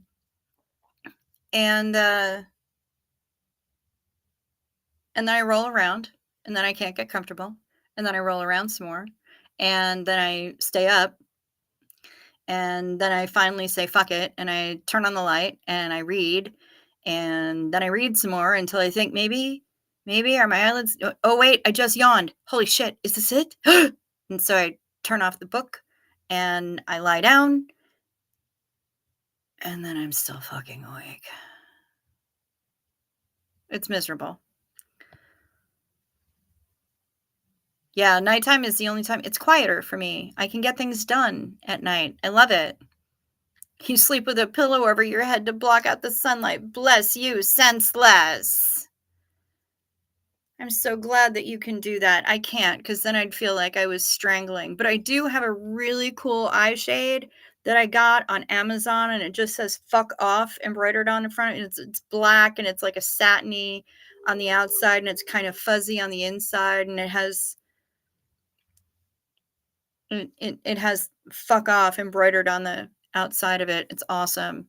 It's my favorite eye mask, and I travel with it, and I assume that I have amused more than one cruise ship cabin steward because I leave it on my pillow when I get up and leave for the day, and half the time I'll come back and I'll find a towel animal wearing my night mask on it, and it's pretty funny. Some people are disgusting. I don't know which people are so disgusting. Philosophy. I am so backed up. I'm certain that I am. Oh, only 3 minutes behind. Yeah, blackout curtains will save your life. They are amazing. Embrace the 1.5 hours sleep cycle. That's interesting, Amanda. Oh, I love pits.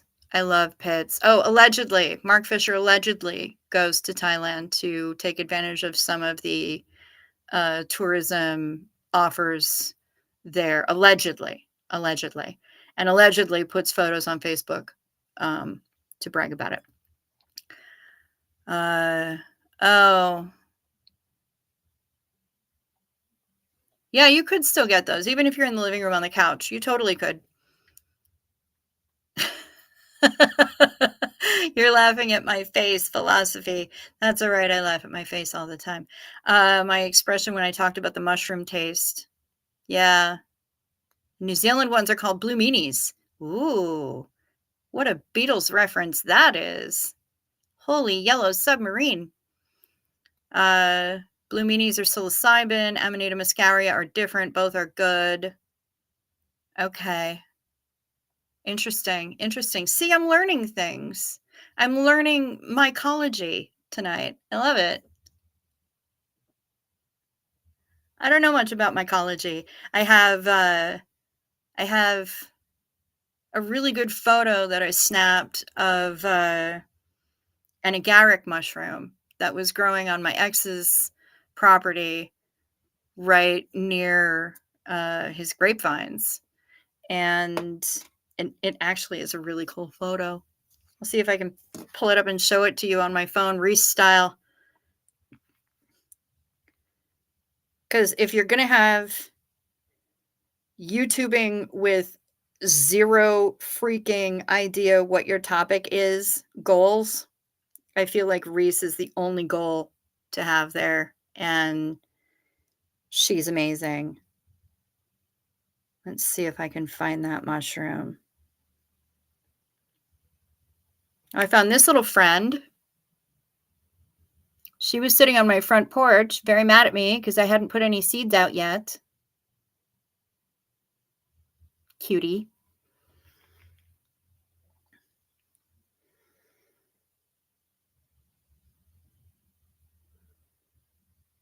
Let me see if I can. There it is.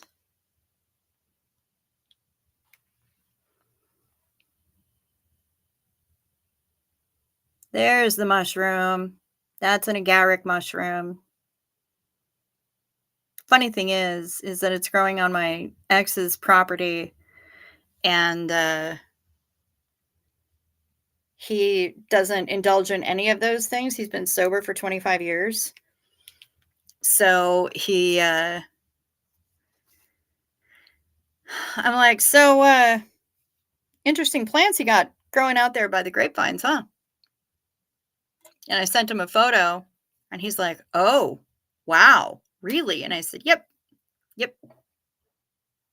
Don't want to eat that. Just FYI, don't saute that shit up and put it on your burger. It will cause nausea. It will cause euphoria, and it may cause hallucinations. So just say no to the mushrooms growing by your grapes. Just saying. So I've been going almost 2 hours. Holy shitballs. That's kind of amazing. And it was relatively painless because you guys have been amazing. And I mean, granted, it's probably a lot easier because there's only 14 of you in here. But shit, I might have to actually figure out how to do this. Wait, can I change the name of this on the fly? Edit title.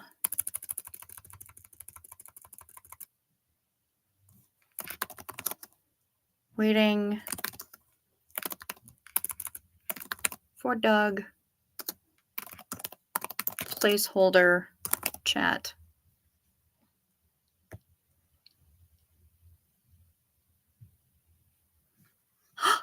It worked. Now I know how to change the title, you guys. When I learned how to do a thing. This is amazing. All right. So, yeah, no, you are not the only one, Peggy P, who has crazy sleep patterns. I do too.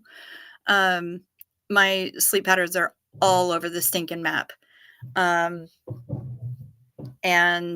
yes, love it. I'm so glad that you're sending me that link. I'm going to try to find it. Hashtag where's Doug? Because I don't know. I have no idea. And I am thinking up all sorts of middle names to add to his name. You know, like remember when you're a kid, you get called all the names and then you know you're really in trouble? Yeah, it's kind of like that. I tend to add extra middle names for everybody. And green tea is always in there because of a dream that I had where I was calling a very good friend by her multiple middle names. And green tea was in there for some reason as middle names. So now he's going to be like Douglas, Scott, Robert, Michael, Jonathan, Aloysius, Green Tea, Jehoshaphat, Kramer. He's just going to wind up getting all the names when I talk to him tomorrow.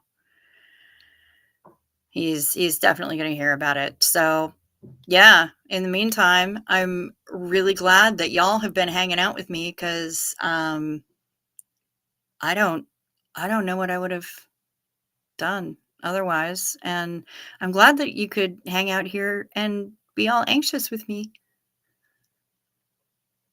Because I was, not really planning on being part of the show, but being in the backstage of the show and reading all y'all's comments anyway. But this has been fun. I enjoy it. I kind of don't want to close out, but some of y'all, I'm assuming, have things to do. Yeah, it's totally the Waiting for Doug show. Love it.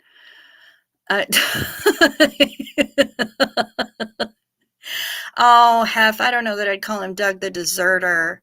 I think he's just snoozy. He's going to have a difficult time with the guilt, I think. Yeah. Your nephew's middle name is Aloysius. Nice.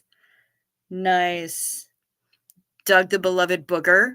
Okay. Yeah, for making us worry like that. Like, I know he's a big boy. I know he's a grown-ass adult. He and I are the same age. He's got a couple months on me, not gonna lie. But it's just so unlike him to not change the thing or put in a message or anything to notify anybody. That's not like him, which is why I'm a little concerned. But I really do think it's going to be like in a prostate Alex situation where he just passed out on his face and I mean, he does that. He'll message me at like 8:00 at night and being like, "Hey, how's it going, man? Just woke up. Just had a great sleep. Meow, meow, meow." So honestly, I mean, the guy's got just as insane a schedule as all of us. Doug's birthday is in July. My birthday is mid-September. I am Virgo as they get. Love it.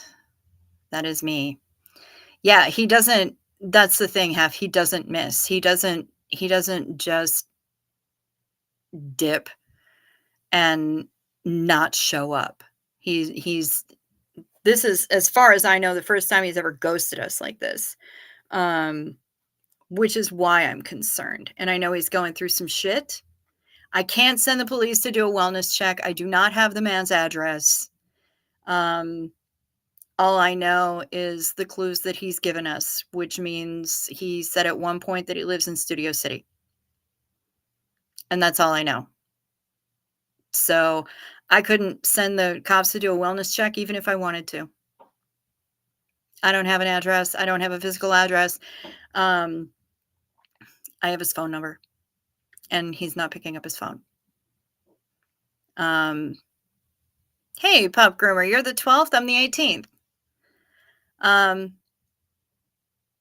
Yeah, we do love him, and I think that's the thing, is that we do love Doug, and you know, even though he is a grown ass adult and he seems like he's in a really good place mentally, and he said enough with when he was on with Bryce the other day that he's not in a bad place mentally. I still am worried, just because that's what I do. You're staying 20 minutes. Yeah, just go wandering the streets yelling for him. That'll totally work. Either that, or just go and look for places where there it looks like there's PIs hanging out across from the building. Maybe they'll help you. I don't know. I mean, he had to have attracted some attention by now. We know he has. Scientology knows where he lives. And after that Ryan Sanders shit that he pulled the other week, when he called the 8-year-old number from 30 years ago, you know, maybe he's back on their radar again, and there are PIs hanging out across from his apartment. Who knows? I mean, it will seem normal there in LA. I lived there for 9 years. Seriously, love it. There's not a whole lot that you could say that would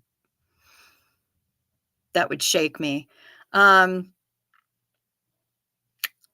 But also, you said you're 10 minutes from Studio City. Is that what you said? Let me look. 20 minutes from Studio City. Okay, well, it's LA. Everything is 20 minutes away from everything else. That's just how they refer to everything. You saw a naked man on Santa Monica Boulevard today doing a dance to the sun, waving the willy. But did he helicopter? This is important. It's the only way you're really impressive is if you helicopter.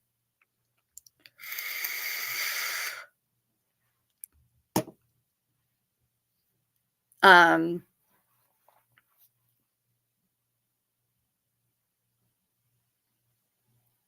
just saying.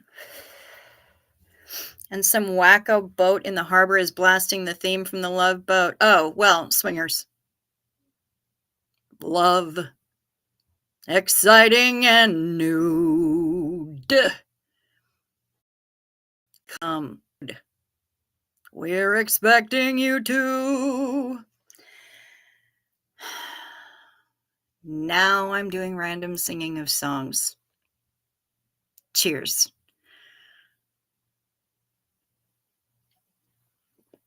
Really, Martha?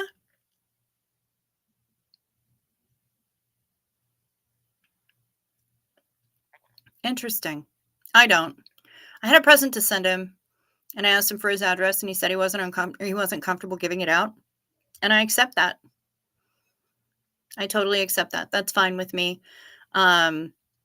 But he did say that he needed to get off his lazy ass and get a P.O. box. And I'm like, how am I supposed to send you Christmas cards with Elvira on them if you don't? So make it happen. Come on, get your shit together. Or as Reese would say, get your life together. Come on.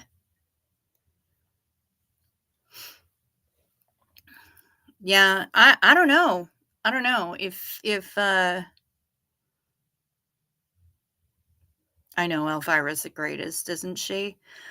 It is totally fair, right, Sophie? Like, I got a gift, and he's like, you know, and now that I said that, I'm probably missing out on the best gift ever. And I'm like, no, you really don't. I'm just being the props department, and it's, you know, just a cheap little gift that I got that would be funny. Seriously, he's going to watch this tomorrow, and it's going to give away what his fucking gift is, and I don't care. I kept saying that I was going to get him like little clip-on ties that he could put on like his t-shirt for when he does SPTV News, because he's like the anchorman for SPTV News these days. And I didn't. No, I don't do impressions too. Okay, maybe sometimes, but that was not an effective impression of Reese. Stop it, Peggy. I couldn't find the clip-on ties, but I found ones that have elastic around the neck, so it looks like a regular necktie, but it's got elastic around the neck, and I'm like, how funny would that be if he just put on one of these elastic fucking neckties and was so obviously wearing it, like, and then his t-shirt would show, like, wouldn't be tucked in or anything.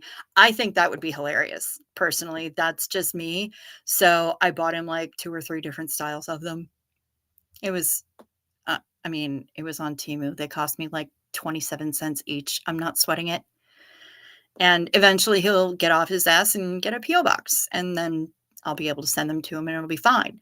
Um, Totally fair. He didn't want to give me his address. I'm down with that. That's not information that I need because I have no reason to go and find him. So, I can wait for a PO box, or I can wait to send them to somebody with a PO box or an actual address who actually knows him in person. So, I can wait. It's fine. But it would be hilarious. And that's why I got them. But also I took some, I know clip-ons would be hilarious too. And I'm just like rummaging through Temu, and all they had was this, and I wasn't about to spend a shitload of money on it. So, I had electronic fish to feed on Temu. If you've ever been sucked into Temu, you know my pain. And so I got the elastic ones instead, and I think they're still fucking funny.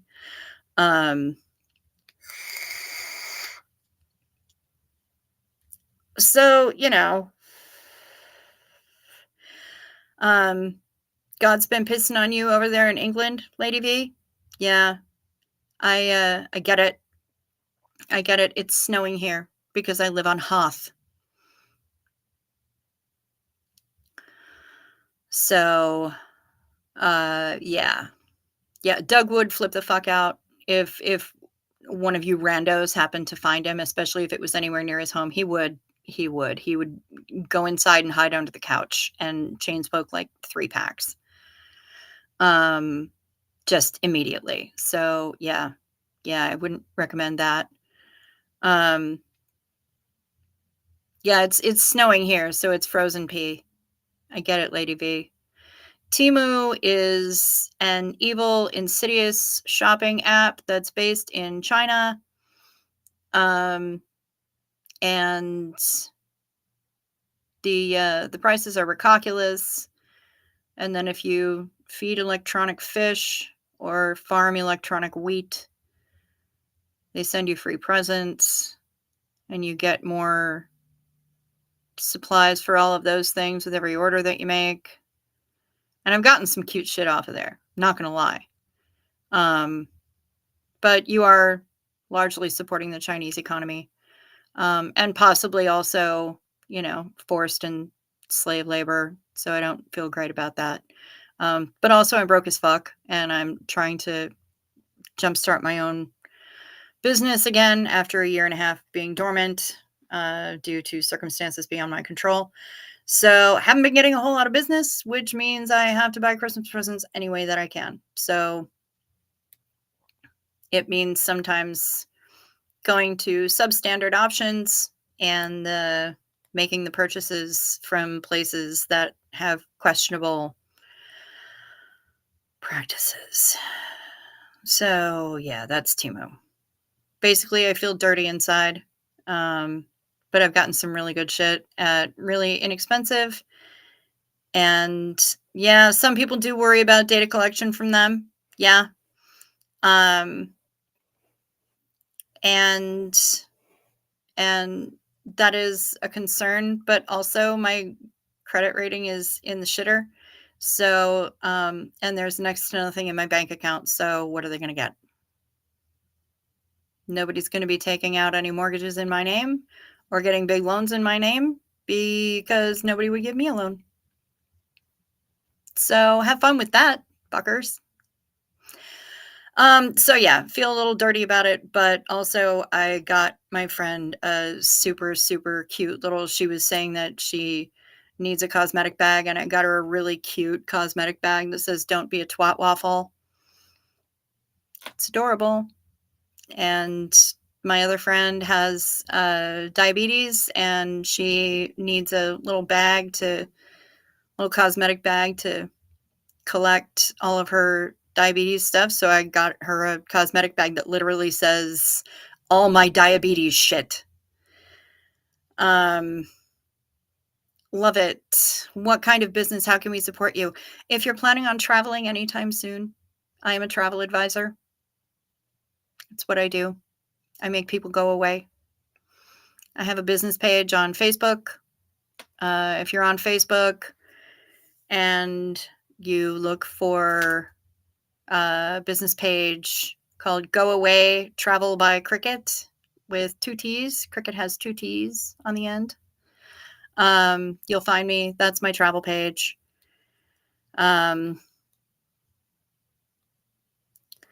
Martha Simons, that's terrifying that you found 2 addresses for him in Studio City.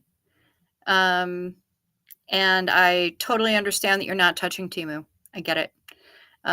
Sophie, I don't know how Doug stays in LA full-time. Must be exhausting. Yeah, it is. It is. I lived there for 5 years. And the only way that I can figure that he's able to manage it is because he was raised around there.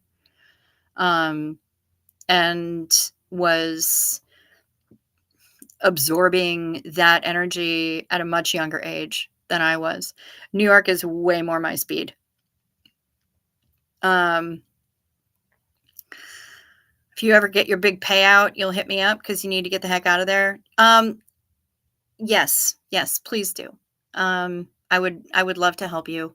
My professional fees are not that onerous. And we handle everything. A travel advisor, Peggy P, is different to an agent only in what the name means. Like a travel agent kind of feels like an order taker, like somebody who just, okay, you want to go to Hawaii on this date with this many people. You want this airline seat. You want this hotel, tappity, tappity, tap, done. That was me tapping really fast. And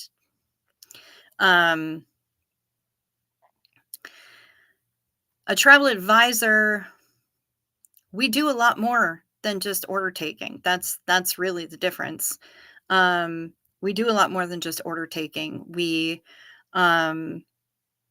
qualify our clients. If you tell me that you want to go away, I mean, I had a client earlier this spring who was like, yeah, I want to go. I need to get away, but I don't really know where. I don't know what I want to do.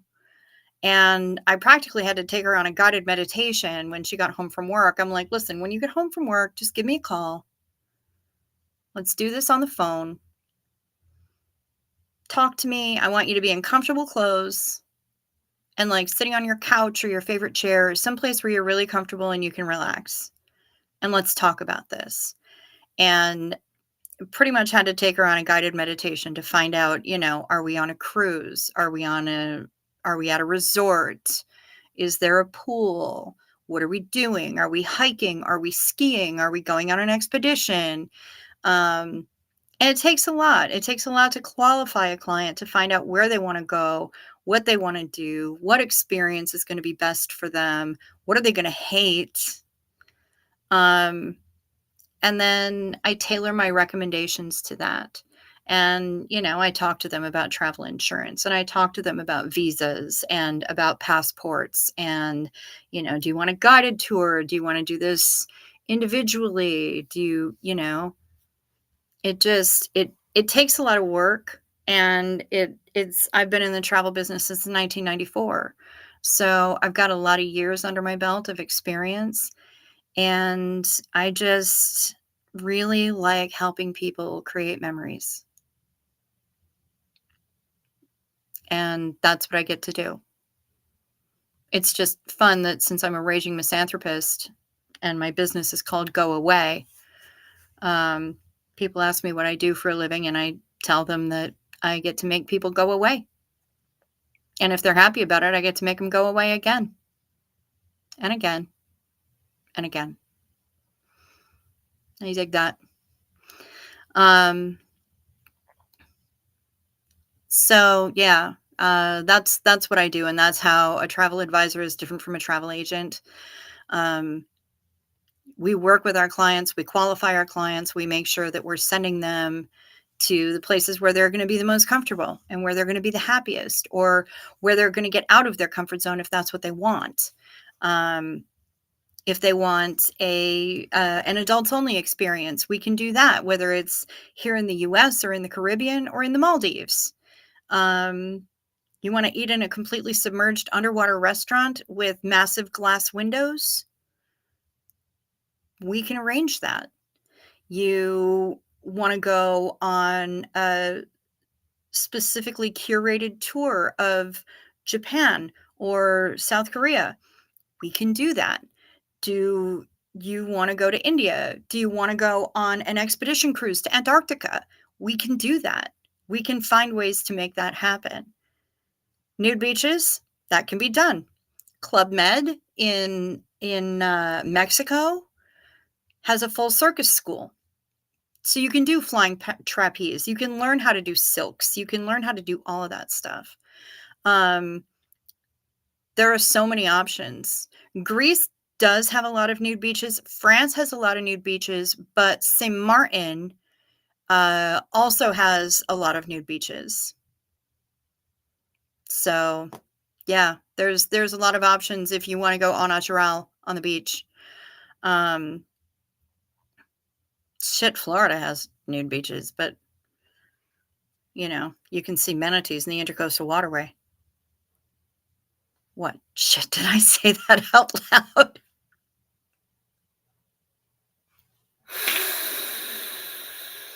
Wow, I'm fired. That was rude.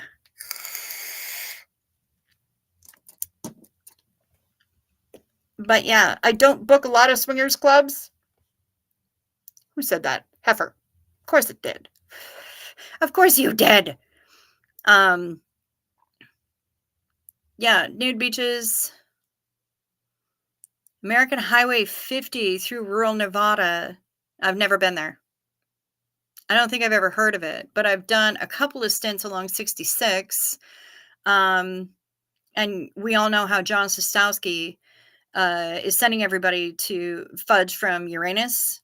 Uranus Fudge Factory in Missouri is on historic Route 66. And I know this because he's not the only person that knows about Uranus, y'all. I've been there 3 times. Pup Groomer, you live on one of the towns on Highway 50. It's also a stop on the former Pony Express, and we still have an operational turn-of-the-century steam train. That's sexy. That's pretty hot. How cool is that? The thing with living in a big city like New York City, you live in your cliques, communities, neighborhoods, friends, and family, and it does seem as big as it is. For me, what I loved about New York is that, yeah, I could hang with my friends, but I can hang with myself too. New York City allowed me to be alone in a crowd in a way that still felt comforting to me, because I was able to see all the things and smells and sights and tastes and enjoy it all by myself if I wanted to. And I lived in New York for quite some time, and it was delightful. Martha.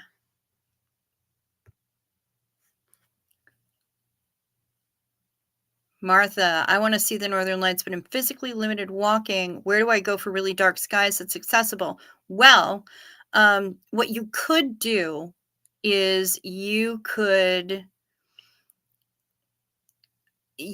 take like a Hurtigruten cruise, do like the Norway Coastal Express or the Svalbard Express in Norway, and they have a Northern Lights guarantee. And it's not like you'd even have to get off the ship to go and see anything. You wouldn't have to take the hikes or any of the other nonsense that they have off the ship. But they have a Northern Lights guarantee where if you're on their ships during certain times of the year and you don't see Northern Lights, you get a free cruise. Like, they will chase northern lights. They will hear about them and go find them if they can't see them right in their vicinity. So that's one of the things that I would recommend, is to take a Hurtigruten cruise in Norway. That's what I would recommend. If you really want to see northern lights, that's the place to be. That's absolutely the place to be, and the most easily guaranteed place that you'll be able to see it. And since you're on the ship, and you don't necessarily have to get off the ship for any reason, they make sure that the ship is accessible, and there's enrichment talks, and there's all kinds of information that you can gather and everything else.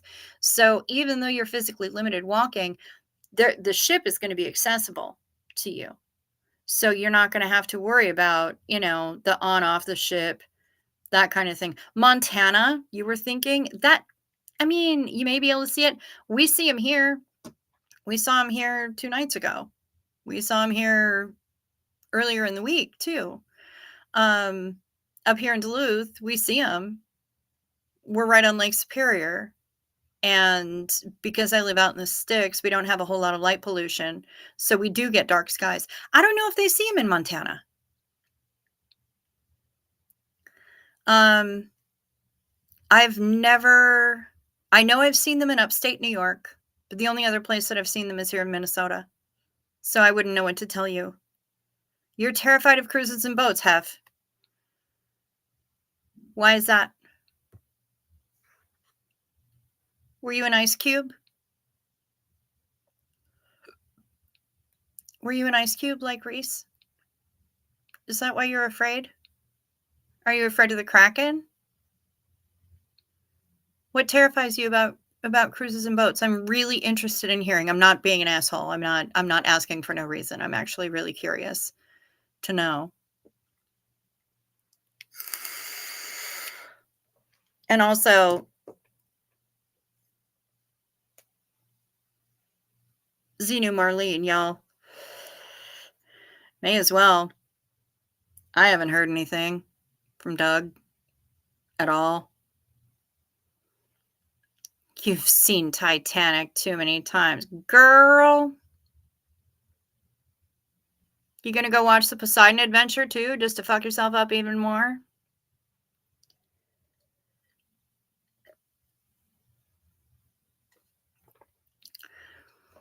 Okay. See, here's this. Amanda Beaumont, Heifer, me too, don't like being away from the shore. You like seeing land. Here's the thing.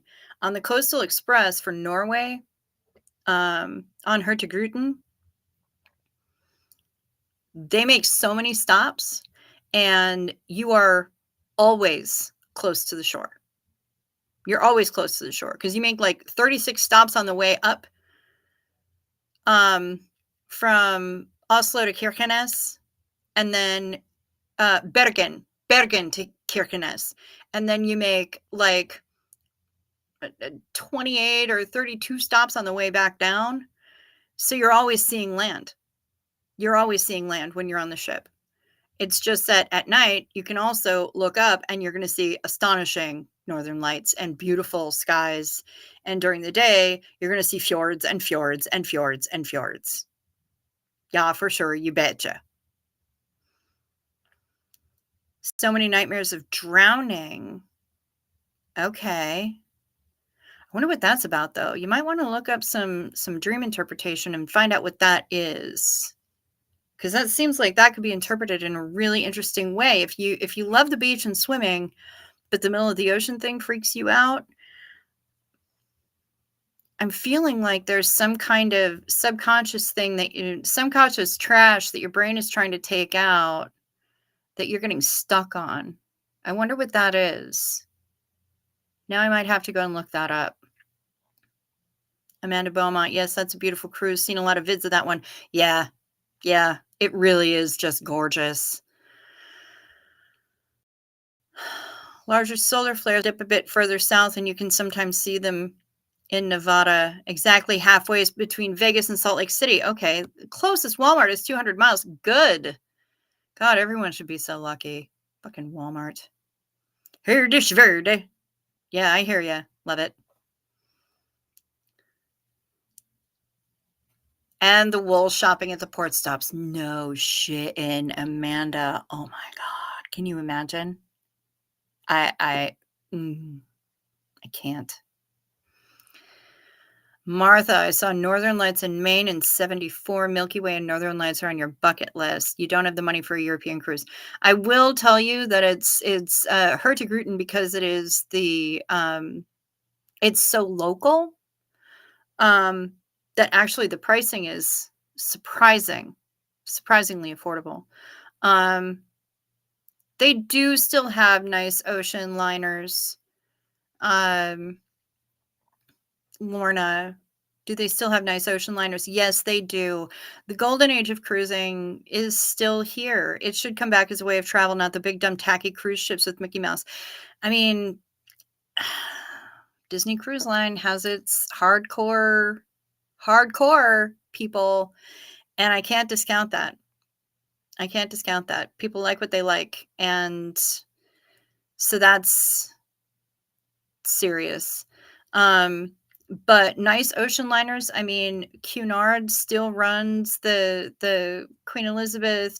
I think it's the QE2 at this point. The Queen Mary.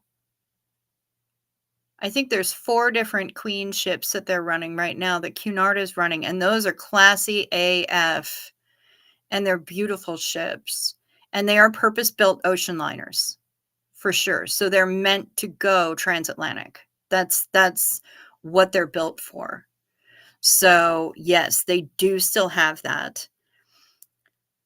Arnie and Carlos do knitting cruises on that route. Do you know them? I do not know them, but it's funny, when I was first learning about Hurtigruten, one of the first things that they said was that, we don't have a dress code here. You can wear what you want. Consider this your base camp. And when you've got time off in between ports or chillin', whatever, bring your knitting, bring, whatever project you're working on. Like, they talk about it in the promotional material and in the educational material for travel advisors. So yeah, I definitely would bring some knitting, but then again, I'm known to bring knitting just about everywhere. I made a pair of socks during a cruise for the captain of the ship because he spotted me knitting during a talk and is like, "What are you making?" And I'm like, "What size feet do you have?"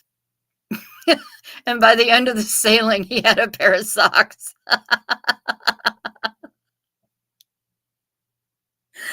So yeah, I do that.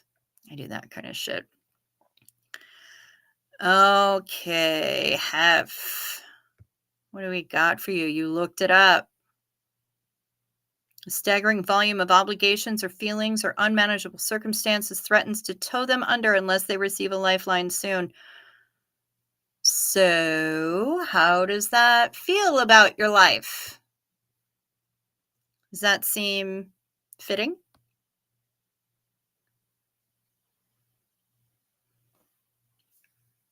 You're cute.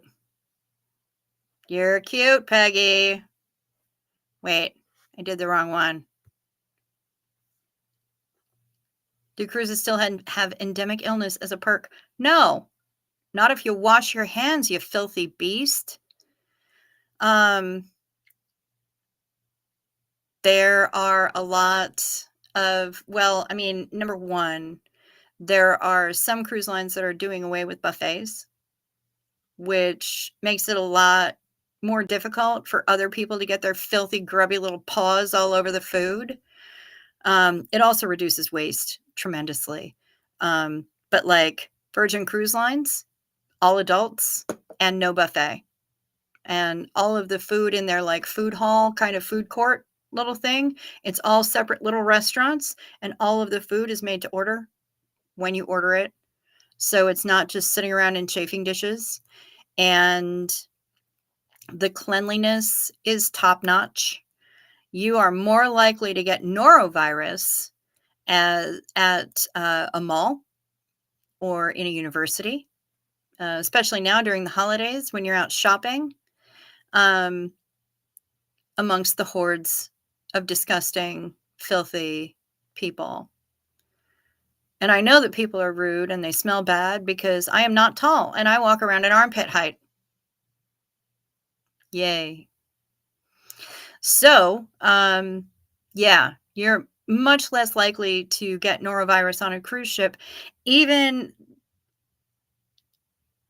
than you were before.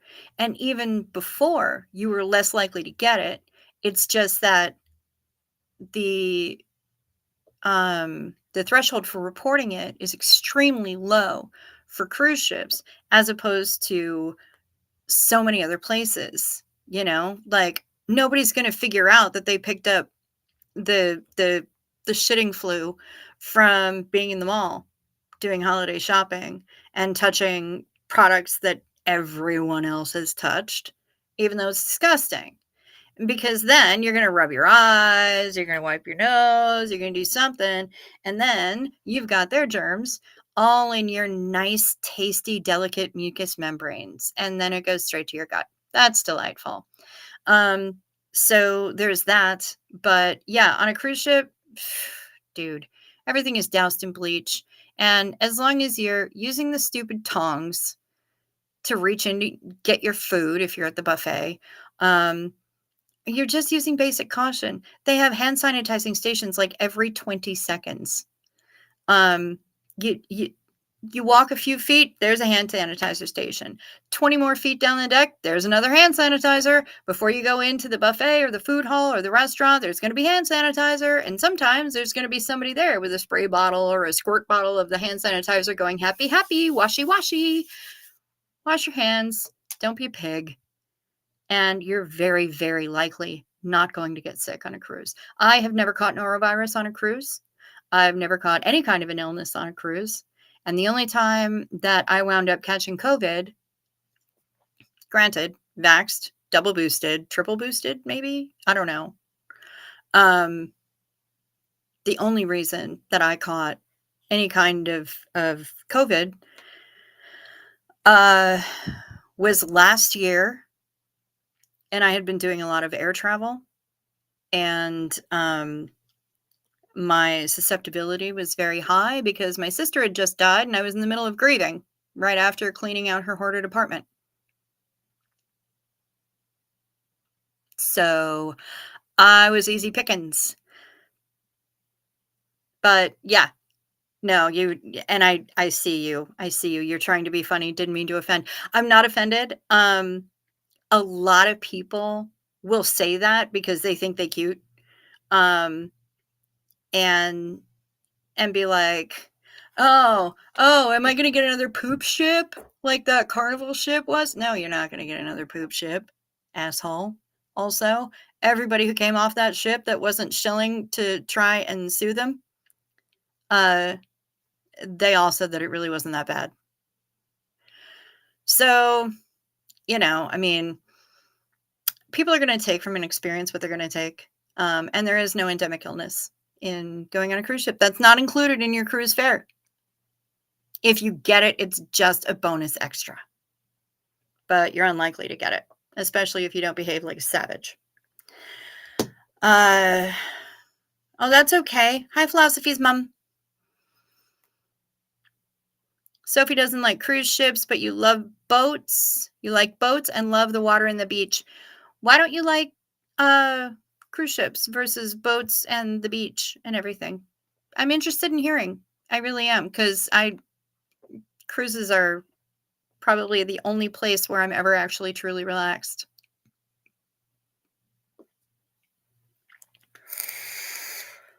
It freaked you out visiting your friend in Denver and being so far from the coast. Okay, that makes sense. Yeah, it can be a little bit much for some. I don't know if you guys know Simon. Borderline what? Oh my God, I should have told him that I was going to be on. It's hella early in the morning for him, though. I'm not going to message him right now. Bless. He'll catch this. He'll catch this and be like, what the hell? But I was sending him photos from my work cruise this summer in August. And it was absolutely stunning. It was just beautiful. And he's like, "Wait a minute though. Can you not see land?" That would kind of freak me out. I think I'd be freaked out a little bit. So, yeah, I get it. You're not alone in that. You're not alone in that. And I think that that's one of the things that Reese is panicked about too.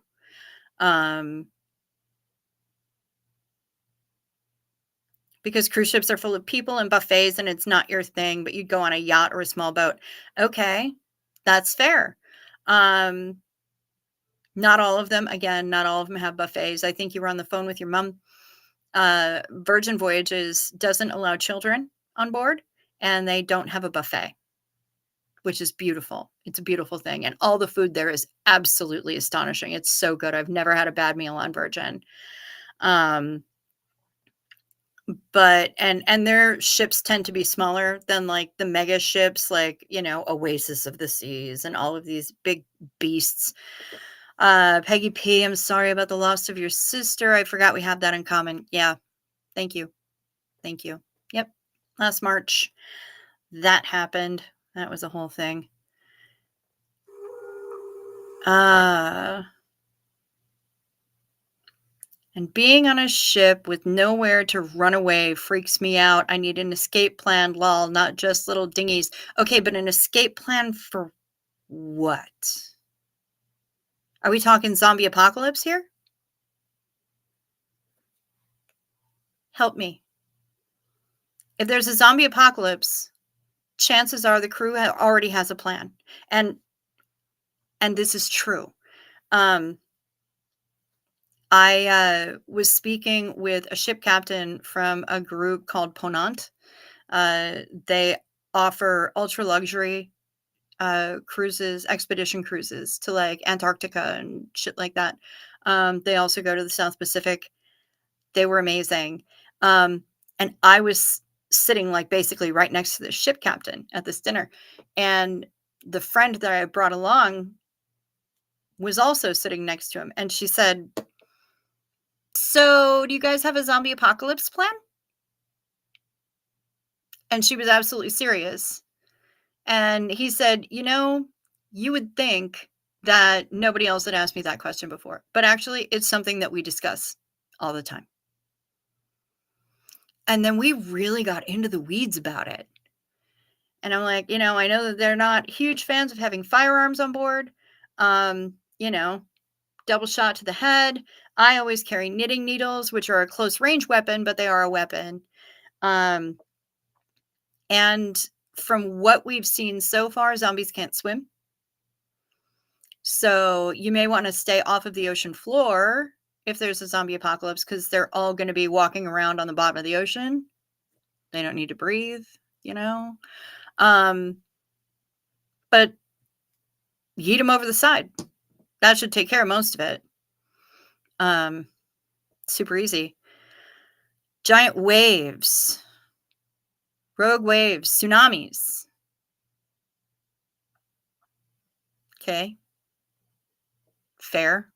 Your husband spent, Martha Simon's husband spent almost 4 straight years at sea in the Navy. He doesn't want to go on a cruise. Well, I can't really blame him. Just let him know that he won't have to sleep in a hammock in a room with 15 other people. And the food's a lot better. On the British ocean liner we were on in 1964, there was a Welsh boy, 17 years old, who was moving to Auckland. Melvin Lloyd. I was 11. Always wondered what happened to him. Lorna Huddleston, Google is a thing. Google his ass. Find him. I believe in you. Interesting, Lorna. My mom came to New Zealand from England in 63 by boat. Dad's family on the second boat of European settlers to Auckland. Okay. Cool. Most favorite trip was to Colorado, Utah, Arizona, Bryce, Zion, Grand Canyon, many, many Colorado mountain passes. Met some bears. Bears are fun. They smell bad, though. Don't want to pet them. You get cranky about that. You get a little scared. And when you get a scared burr, They get mean. So don't scare the burrs. No petting bears. Reese. I know. If not friend, why shaped like friend? I want to pet them too. I get it. We can't. We just can't. And they smell bad. And the smell of that fur is going to get on your hands, and then you'll take it with you everywhere. Yeah, GTS for sure, Peggy P. GTS. That would be awesome. Find him, Lorna. I bet you can.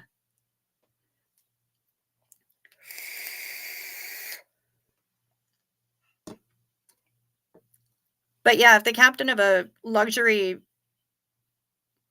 cruise line, ultra luxury cruise line, like their amenities are done by Hermes in the bathrooms. So, just saying. Oh, legit. This is so legit. This is absolutely, I know. I would want to pet them. I would want to touch the beans, the toe beans on their massive, massive murder mittens. I'd want to snuggle with the elephants. 100%. That's probably why I'm not allowed. Like, I don't even know. I really want to go to Antarctica, and I know I probably should not be allowed to go to Antarctica because I would try to stuff a penguin in my backpack. I just would. I'd put a bunch of ice. I'd like empty the ice bucket 15 times in the bathtub on the liner on the ship just so it would be happy. Bring it home with me. I live on Hoth. It'll be fine. Totally fine. Lonely though. I'd have to bring 2. Yeah, I'd have to bring 2. I don't know if I have a backpack big enough for 2 penguins. Melvin Lloyd comes up in a Google search. Y'all. Is he Welsh?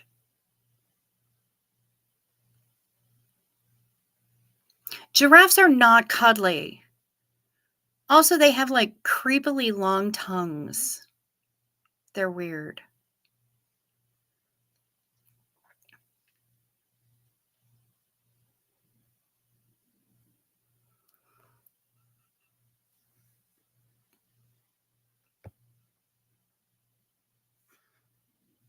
Yeah, Hef. Seriously? That's like me and skunks. Me and skunks are BFFs. We're like this. I've hung out with skunk babies, and their mom didn't even care. I'm like, good looking kids there, Mom. She's like, I know, but they're just such a handful.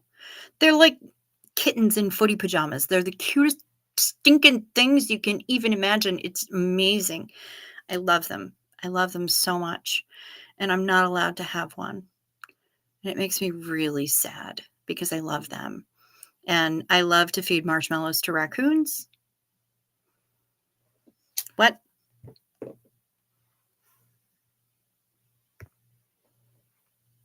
Okay. Twist my arm. Dinner time.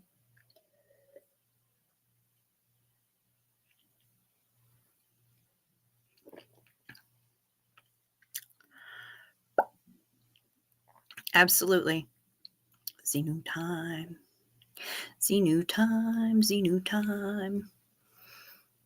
Gotta love that Xenu time. Lady V, come on, you think you've done exciting things. I had fed hedgehogs in my garden tonight. Come on now, that's not fair. That's just playing dirty. I want to feed hedgehogs. I love them. I didn't even feed the chickadees today. Mom did that. We have a bunch of chickadees. They come when we call them. And then they get mad if we don't have walnuts for them or fresh peanut butter. But I mean, come on now. I think we have to do a couple of Xenus. I'm sorry. It's been a dry spell.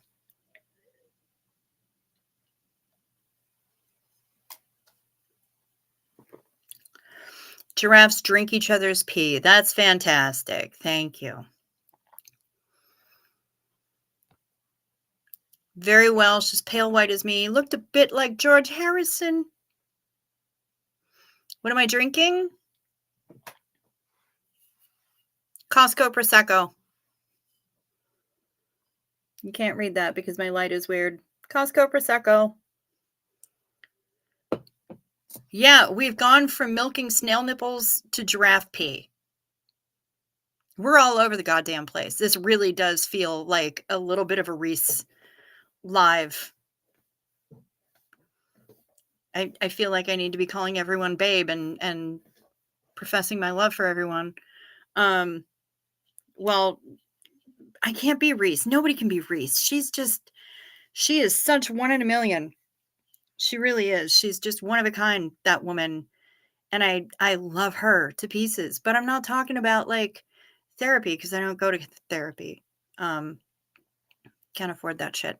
So instead I have Prosecco and sitting up all night being worried about a grown-ass adult on the other side of the country who I'm certain is just fine. He's going to wake up at like 4 o'clock in the morning and send me a message and be like, what the shit just happened? Yeah. I'm a little bit Welsh. Your dad's mom is Welsh philosophy. I'm at war with myself continuously. I'm English, Irish, Scots, French, and Welsh. So that's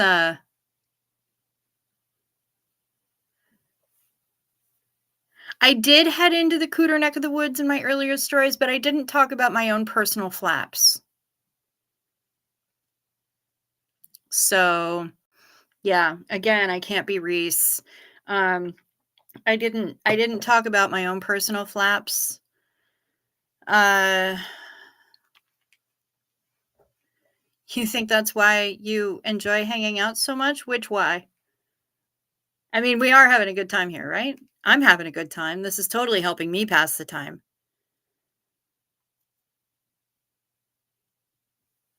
Just checking my phone.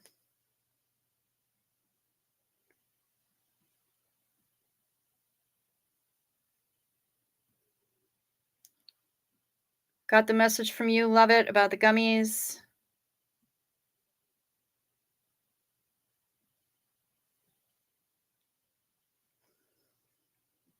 Nothing.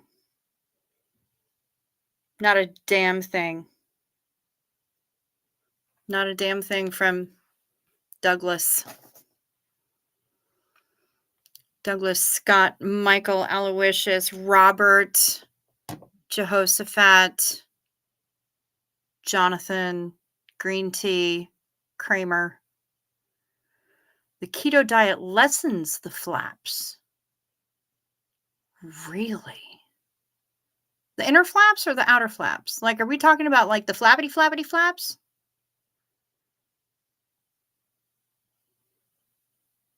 I don't know.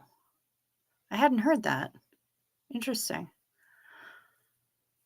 I'm such a spinster these days that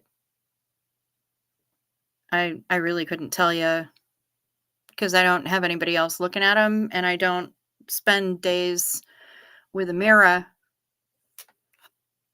The outer flaps, the fupa. Oh, okay. All right. Yeah. I suppose that would make sense. Well, I mean, it kind of reduces everything, right? So you wouldn't have as Reese so delicately termed it, a vacuum sealed camel toe. I swear to God, I just about pissed my pants when she said that the first time. I thought I was going to die. And I know that Reese isn't watching this. But if she was, I love you so much. You crazy bitch. I adore you, Reese. I really do.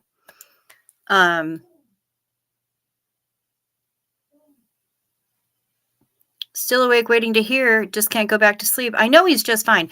I know he's just fine too, but I'm still going to worry because this is so not like him. It's so not like him. And that, yeah, I worry because that's who I am. And we worry because it's who we are. And it's a sign that we give a shit. And the fact that we are refraining from GTSing any of his many possible addresses that we can find and just kind of wandering by, you know, waving a bong. Here, Doug, Doug, Doug, Doug, Doug, Doug, Doug, Doug, Doug, Doug, Doug. I don't even know what he eats. So I wouldn't even be able to tempt him with food. Be like, Doug, I have a chili cheeseburger from Tommy's. He looks a little bit too fit for that. I'm sure he indulges every once in a while, some big, sloppy, messy, disgusting deliciousness, but I have no idea what the guy even eats. I don't know if he does eat. He claims to. Last time after last week's live, he had to go because he was gonna chew through his own liver, so I'm like, "Okay, go. Go eat a food. Do the thing." I don't know what he eats. Maybe he just, subsists on Chef Boyardee raviolis in a can. I have no fucking idea. Maybe he's a master chef and none of us knows. Who knows? I don't know. You think he eats steak? Love it. I think he probably is a meat eater. Oh no, it's Sophie. Sophie thinks that he eats steak. Yeah, I could get behind that. I bet he probably could tear up a steak too, because this is a guy who's used to going to the gym and throwing the weights around. So yeah.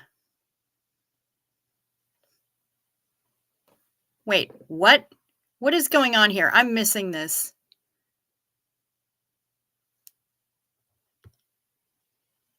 Amanda Beaumont. Now, see, you're telling it in the comments, you're telling it on the YouTube.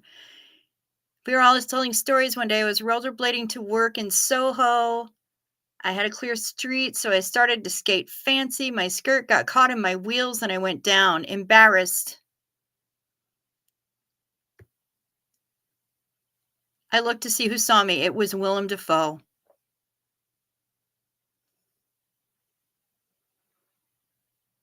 Cheers to you, Amanda Beaumont. Cheers to you. You know, I have one for you.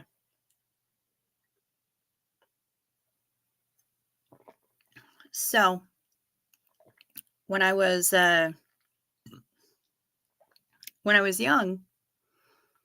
when I was a teenager, I was with the ballet here in Hoff, northern Minnesota. Yeah, for sure, you betcha land. The ballet was my life. 5 different roles in the Nutcracker. Always at rehearsals, just it was constant. And yet, I may have mentioned this, I am as clumsy as the day is long. I will crash into things, walking through a room well lit that has not changed since the day that Jesus was born. And I would crash into something like a table, something big. I just crash right into it. I'm covered in bruises all the time just because I crash into shit. I fall over at the slightest provocation. Just not all those years in the ballet wasted completely. And not to say that I was wasted, I wasn't. But all that time wasted, right? Crash into things,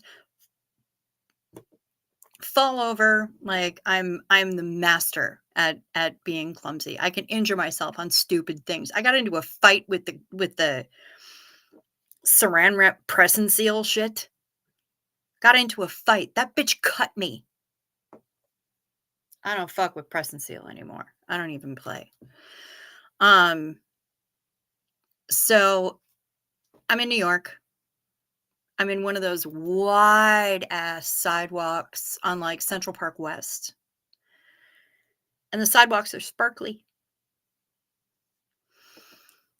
And I'm walking along. I'm in my little Miss Corporate asshole disguise. Do. Long dress, pantyhose, heels. Not super high heels, just like little inch and a half heels. Doodly doo. Walking down the street. Got my little briefcase, la la la.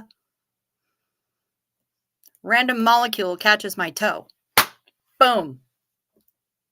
Ate shit right there in the middle of the sidewalk. Just ate it. Tore the crap out of my pantyhose. Injured, scuffed up my knee. I was bleeding. Knocked the wind out of me. I can barely breathe.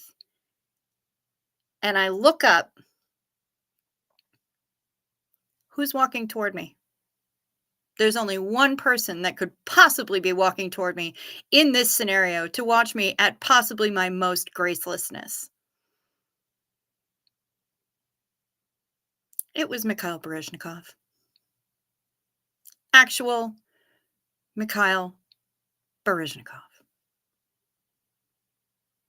Saw me eat shit on the sidewalk in the middle of Manhattan for no apparent reason.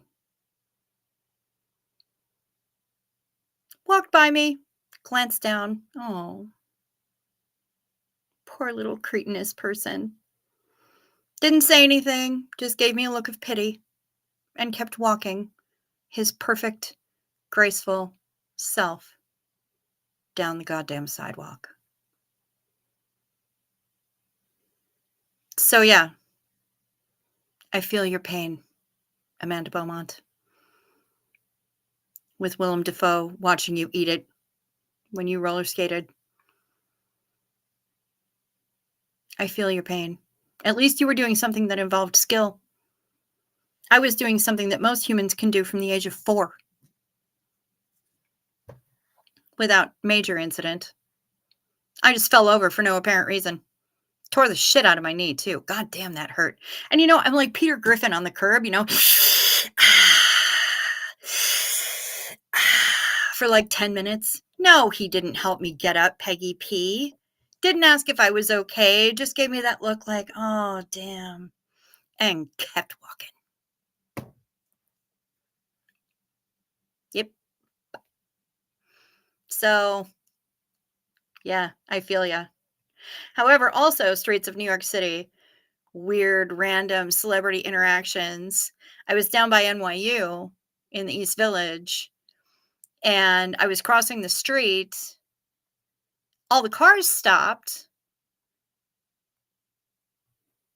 But, oh, I'm sorry, Martha Simons, you missed it. You ducked out. It was Mikhail Baryshnikov who watched me fall over for no apparent reason. No, he didn't help you up. He didn't help me up. Not at all. Didn't offer a hand. Nothing. Just offered me a look of pity and kept walking. And I will be forever scarred by that. Yeah, if I ever meet him, I'm going to tell him. I'm be like, bro, you could have offered a hand. That fucking sucked. But yeah, I was crossing the street. All the cars had stopped. It was a red light. I had the right of way. I was a pedestrian. You know who didn't stop? Assholes in the bike lane. Because New York City, right? Amanda, you've lived there. You know exactly what I'm talking about. So I am practically run over by some ass cactus on a mountain bike. Who was it? David Byrne. Yeah, Talking Heads, David Byrne. Stop making sense? David Byrne almost ran me over on a mountain bike when I had the right of way. The amount of yelling and cursing his actual name that I did loudly down Lower Broadway as he kept running, I'm like, that's right, David Byrne. I fucking saw you. You rude son of a bitch. Oh my God, I let him have it. And I was loud and strident about it. So, yeah. No, Amanda, it's not a contest. It's not a contest. I'm not here to win, but when it comes to embarrassing shit that's happened, yeah, I'm pretty good at that. It's a dubious skill, but man, I'm pretty good at that. A lot of people like Talking Heads, and there are some of the songs that I really love too, Sophie, but I will tell you that, David Byrne, dick when he's on a mountain bike. Maybe he's fine the rest of the time. I don't know. I've heard that he can be a douche rocket to his fellow musicians, but I mean, people who work together in that close of an environment, everybody's gonna be an asshole to somebody at some point. All I know is when you put him on a mountain bike, douche rocket.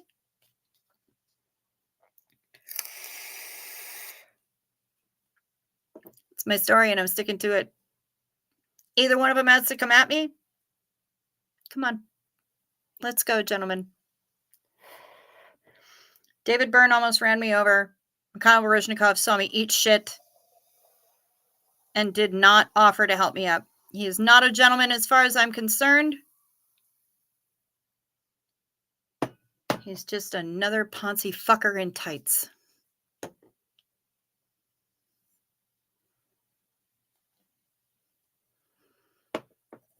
Riding across you say the GE bridge, but I think you mean the GW.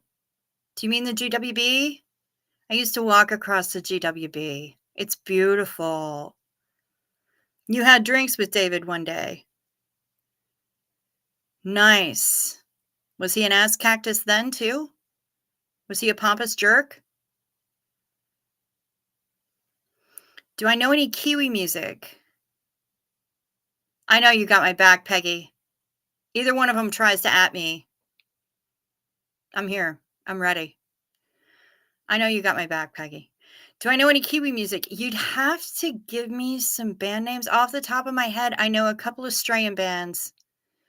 Wait, are the Church from Australia or are they from New Zealand? I don't remember.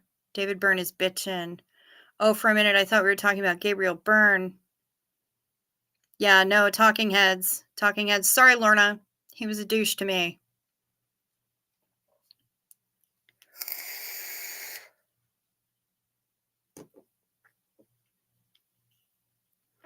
I love that this thing, it's a plant hanger. But the way I usually sit, it looks like it's coming out the top of my head.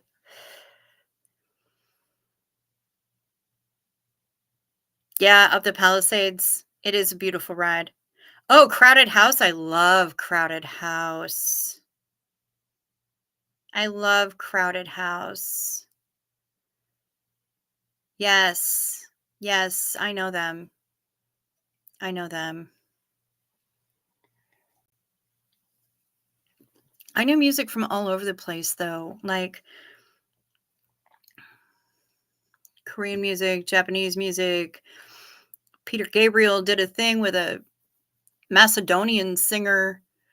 I listened to Tattoo, Teenage Russian Faux Lesbians. Crowded House is Kiwi. Okay, good to know. Good to know. Martha Simons, Talking Dance, my high school friend. Dave Van Tigeham worked with Twyla Tharp. The only thing I can think of when I think about Twyla, other than she was an absolute icon, right? Was Robin Williams in The Birdcage. Madonna, and Twyla, and Twyla, and Twyla, and Twyla. And that's the only thing I can remember about Twyla Tharp, other than I know that she tended to focus more on modern.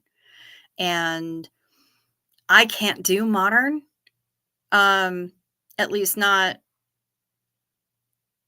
in a performance setting. I can't do modern because they want you to stand with your feet parallel. And I did so much ballet that my feet are used to being like this. And if I stand parallel like this, they feel like they're like this. I feel pigeon-toed. So I can't do modern or jazz because I can't keep my feet like this. It's really uncomfortable. How weird is that? Yes, split ends. Yes, before Crowded House, there were split ends. I got to. Yep, I know split ends. Pup groomer, take your meds and head to bed, sweet pea. I hope we see an update from Dag too, because you know what? If I don't get something at like 4 in the morning, I'm going to be pissed. Right now, the only excuse that I'm going to accept is that he's with his mom. And that something happened with his mom that he didn't expect. And it's about the only excuse that I'm going to accept gracefully. Like, my lipstick is coming off. I've been talking non-freaking stop.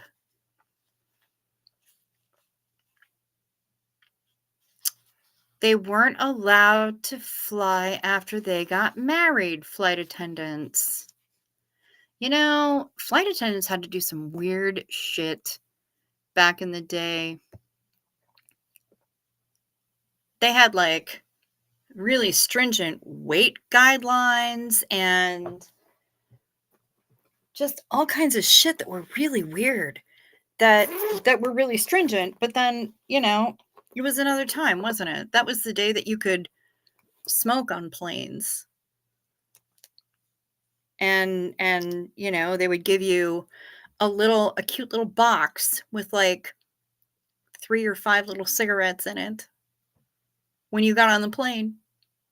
It was your special little plane stash. Yeah, I'm reapplying at fucking 1:30 in the morning.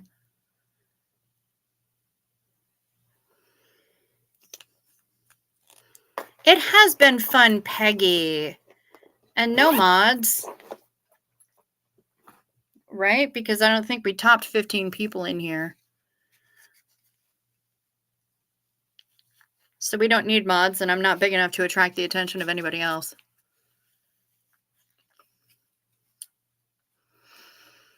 I know his intention would never to be careless with our love. His intention would never to be careless with your with your adoration, with, I don't know, adoration. He might be a little uncomfortable with that. Doug doesn't want to think that he has a fan club. Doug has a fan club.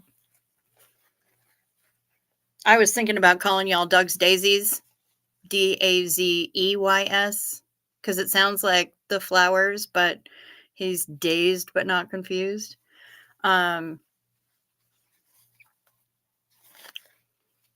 And I was thinking about calling his fan club Daisies, Doug's Daisies, but that's just me and the random shit that my brain comes up with in the middle of the night when I can't fucking sleep.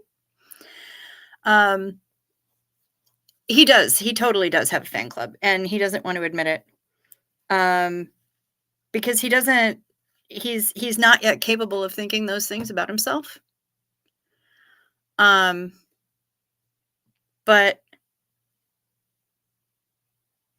I keep telling him the same thing that I tell Reese. That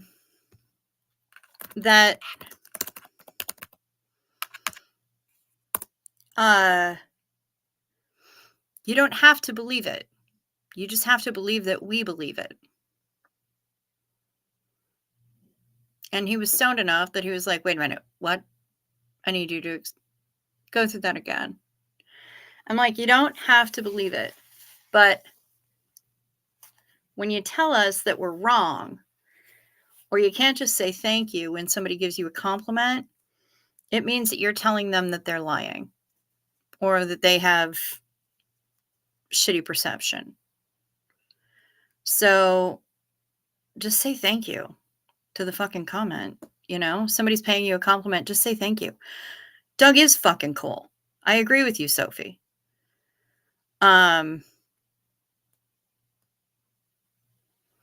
Talking about the man as a man of honor, nothing to do with the jaundiced view of him. Absolutely. Absolutely. And he is a man of honor. He seems to very much be a man of his word. And Yeah. Nope, I'm with you 100%, Lady V. Um, I will post whatever I know on my channel. I absolutely will. Uh, if I hear anything, I'm assuming that he will put something, maybe if he can finally figure out his community tab, that'd be nice. Um, and yeah, I agree with you, Lady V. He is absolutely a man of honor and a man of his word. So that's why I think specifically that this is so concerning to all of us and that we've been keeping vigil. Um, if Doug needs bail, help, or whatever, yeah, I will. I will. I'll let y'all know. I doubt that I would be the phone call he'd make if he needs bail, but I mean, maybe he would. I don't know. They don't let you make too many. Um, you don't want to label for admiring Doug. That's fine. That's cool. I brought it up because it was kind of an offhand thought in the back of my head because I know that he has a fan club. Um, but does he listen to that kind of advice? He is a good listener. He absolutely is. Um, but his brain is so busy all the time that he will listen, but I don't know how much he absorbs. I don't know how much is retained because he's listening in the moment. He absolutely does. Um, but there's so much going on in his fevered little brain meats, and I'm sure that we all can relate to that. There's so much going on in my fevered brain meats, um, that it's tough to say how much he retains. And for some things, I think, it's just the repetition. The same thing with Reese, it's tough to get Reese to take a compliment because she's immediately going to deflect it back to somebody else. Um, but uh, I'm hoping that eventually it'll sink in, right? Um, Amanda says the other thing is that he attracts some good folks that won't blindly follow anyone. Yeah, absolutely. Absolutely. He's got a lot of good folks here that I don't see anywhere else. Um, and it proves to me that he is truly on the fringes of a number of different communities, right? He just kind of hangs out on the edge and watches and absorbs what he needs and picks up information here and there. Um, he's kind of like a Katamari and just rolls through and picks up bits and pieces of things and then shares them with us a little bit later. Doug retains all. I think he retains a lot, but I don't know how necessarily willing he is to apply it to himself when it comes to being kind to himself or allowing others to be kind to him. Does that make sense, Lady V? Um, he's gone through so much shit, and so much of his life has been conditional. And I think he's still kind of learning that sometimes, people don't want anything in return, but we do have admiration for the work that he's doing, for the struggle that he's been through, for everything else that,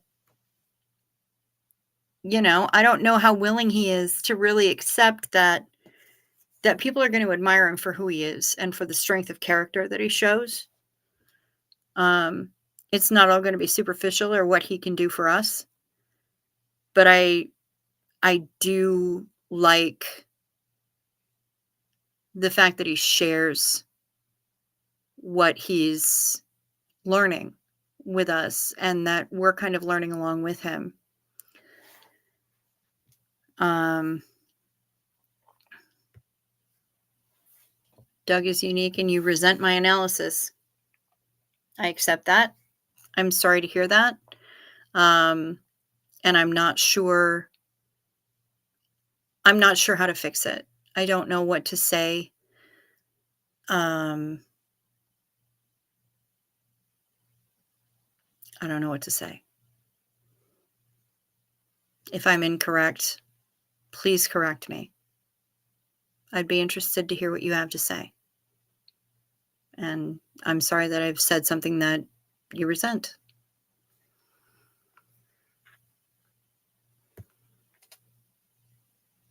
Doug doesn't want smoke blowing up his bloomers and doesn't want fandom. Yeah, that's fair. Yeah, and I try not to do that. But being able to take a compliment is a lot different than just blowing smoke up his ass. And there are people who offer him actual honest compliments and he can't take them. He doesn't know how. And I feel like a lot of that has to do with his upbringing and with the number of years that he spent within a cult. He doesn't know how to take a compliment. He is incredibly down to earth. He is incredibly grounded. But, by the same token, I think he doesn't have the kind of arrogant gene that it takes a lot of people to make it huge in his chosen field. I think he's got skills. Absolutely, 100%. But he doesn't have the arrogance, he doesn't have the narcissism, and being in that business takes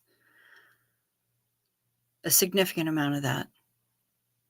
It's just like being in politics. You have to be somewhat of a narcissist to be able to survive in politics or to even start off in the first place. So, yeah, it could be maybe all the artificial shit that he saw in Hollywood. Absolutely. Absolutely. And he saw it from the ground up. He saw it from all different viewpoints. I mean, I saw it and I wasn't even part of that crowd, but I saw the vapid hollowness of so much of it that I was thrilled to be out of there when I was. I only spent 5 years there, and I would have been upset at another second that I had to spend there, because fuck that place. It's pretty. It's a great place to visit. Good food. I still have some good friends there. But staying there all the time? No. I couldn't live there. Couldn't live there again.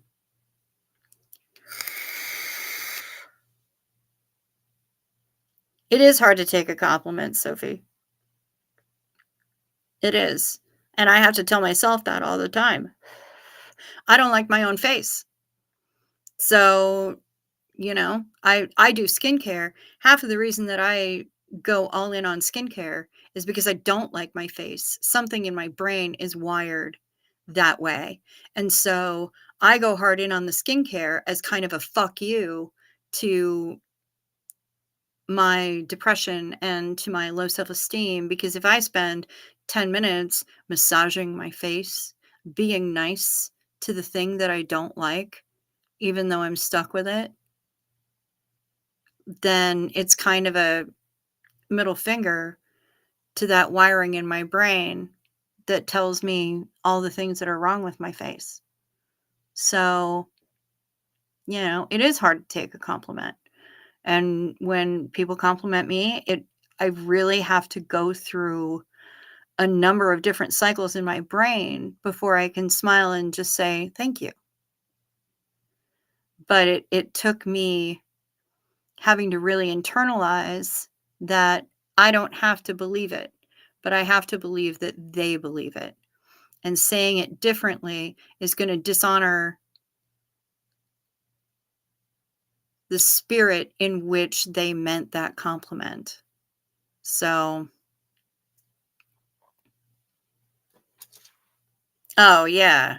Inappropriate heifer. I have mad imposter syndrome. People keep telling me since I was small to write a book. Write a book, write a book, write a book, write. Yeah, I get it. Lady V says, after being in Scientology for so long, I've learned to run from anything that evaluates anything about a soul. I'm not here to evaluate his soul. Nope.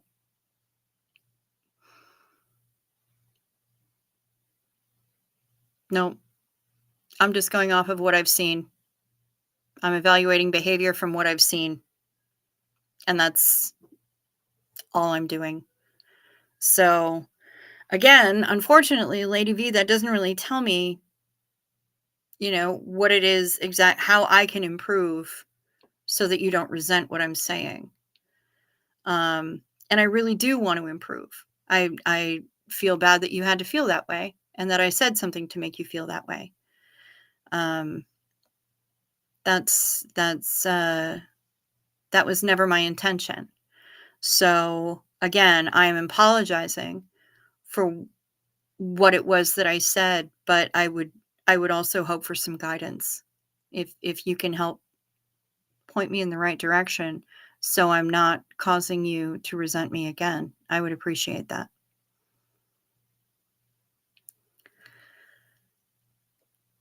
Sophie says she can't take compliments because you grew up never meeting the standards. Yeah. Yeah, I get that. You don't suppose anything about Doug other than what he said in his videos. That makes sense. I've had conversations outside the videos. But there's not a whole lot of difference between what he says in the videos and what he says off screen. He is absolutely what you see is what you get. He is as he portrays himself to be 100%. He is so genuine. So genuine. I don't know whether or not Doug is left or right-handed. I have no idea.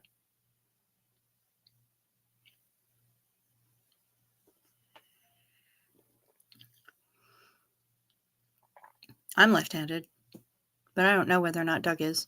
And I've never seen him write anything.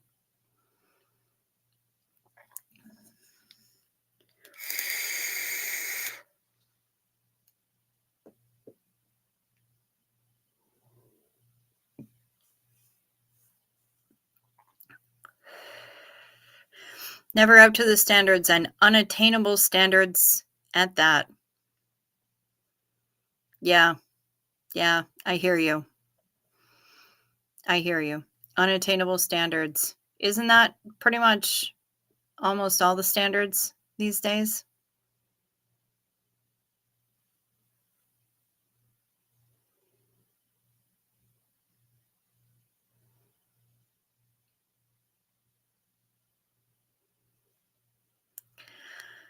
Oh, we're getting dead airy.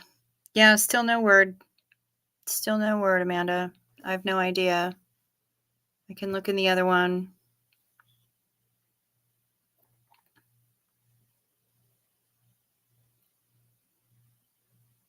Yeah, people are thinking that he just went to sleep.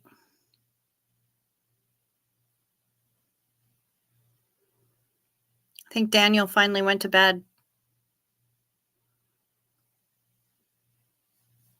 No idea. No idea, no response.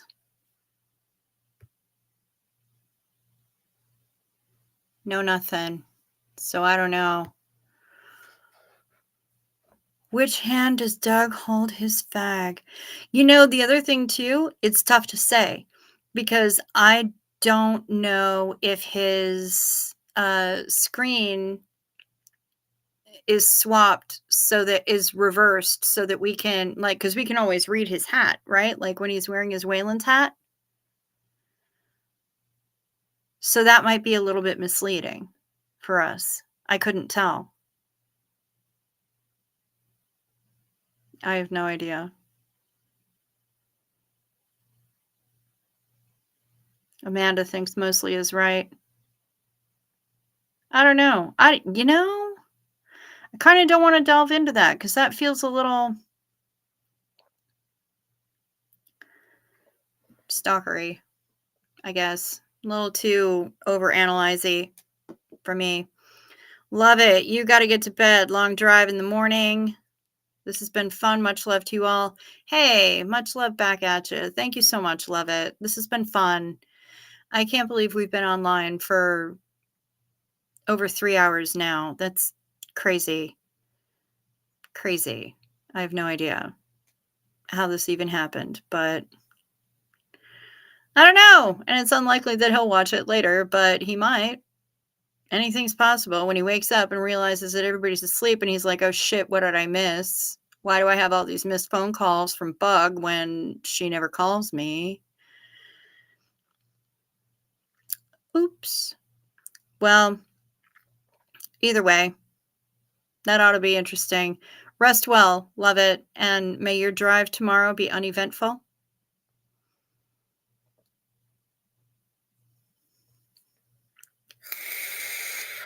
I too am hoping for good news from Doug. Yeah, whenever he wakes up, I'm hoping that he is just passed the hell out and is sleeping very, very soundly and not dreaming of horrible things. And I hope he got his snack beforehand. Yeah, I know, right, Peggy? 3 hours and 21 minutes. I can't even. I have no idea how it happens. Love it. You're the best. You're all amazing, and please believe that I believe it. I believe that you believe it. Love it. I believe that. And thank you. Y'all are great. It's been fun. It's been fun. Yeah, we've been on here a long time, Amanda, because we were dicking around in the other chat for a while waiting for him. I don't know.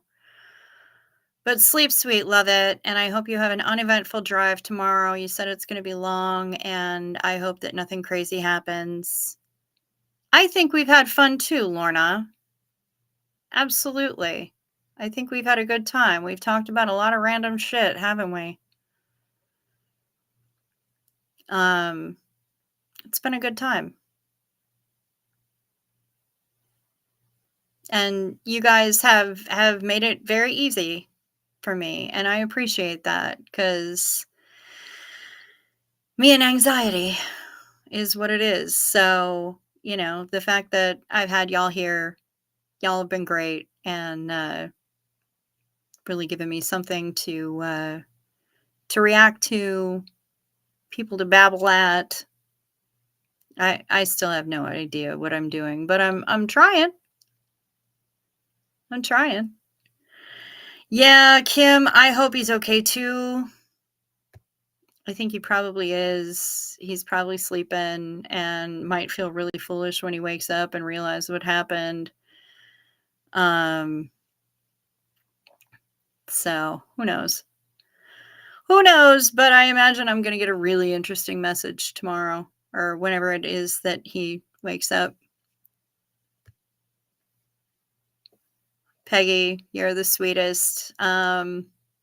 Safe and comfortable. That's the only kind of space that I want to provide, is safe and comfortable. That's what I'm here for. And I'm glad that you felt that. It was good to have you here. Yeah, my jumper knitting time. Yep, now I have to find something else to watch on the tubes. Thankfully, my watch later list is growing and growing and growing. So I'll find something to watch, and I need to get cracking on this sleeve so that I can get cracking on the other sleeve and finish the damn thing for whatever tiny person is going to be able to fucking wear it. A little mad. A little mad. Not going to lie. Lots of fun. Yes, it was Inappropriate Heifer. Fantastic name. Love your name.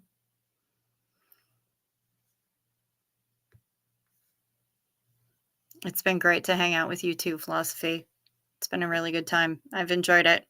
And you did get an AMA, because really, were there any questions that anybody asked me that I didn't answer? I mean, You wound up getting an AMA. It just wasn't Dazed After Dark. It was just Bug After Dark, which isn't as good. The acronym is BAD, though, so that's not too bad. Except it is actually bad. But, okay, whatever. Shut up. You know what I mean. Oh, my God. Really? You're going to make me do that, aren't you? I'm going to collect all my gauge swatches, and I'm going to send them to you. You can find something to do with them, Amanda Beaumont.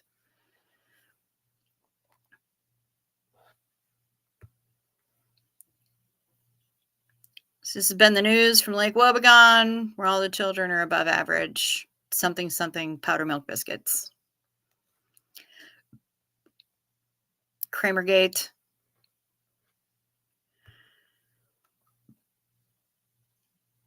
I hate to leave the pajama party, but it's almost 3 a.m. and I'm waking up by 6 a.m. Jesus H. Lap dancing Christ. Martha Simons, go to bed. Go crawl in with William. Love you back. Philosophy.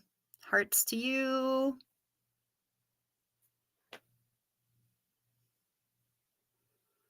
Maths. I'm not doing maths. I'm not frogging it. I'm not going to do it. I refuse. I refuse to knit something and then measure it and then frog it. Because then why did I knit it? This isn't carpentry. I'm not doing it. I'm a rebel, man. Not doing it. Make gauge swatches and send them all to you. You can figure out what to do with them. All right, y'all.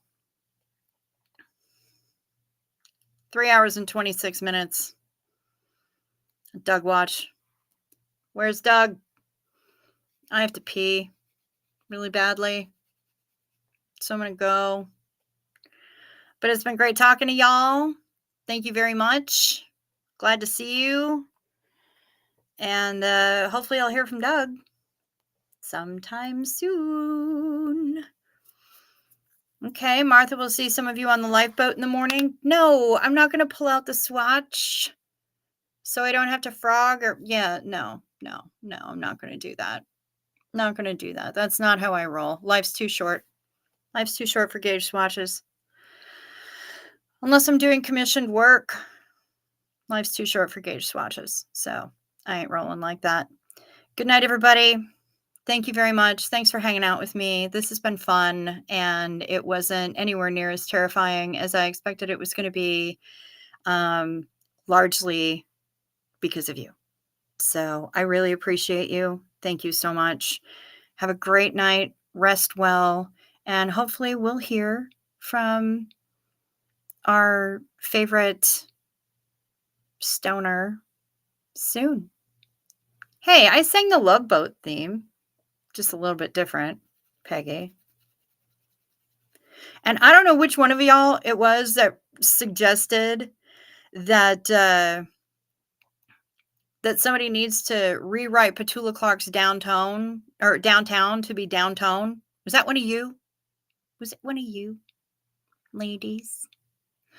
Because if it was, I got started on it. But I got to rewrite it because I have to do more research on the tone scale. I got a little RPF-y. So I'm just going to rewrite it so it's better. But yeah, I will rewrite Petula Clark's downtown to be downtone. Good night, y'all. Peace to ya.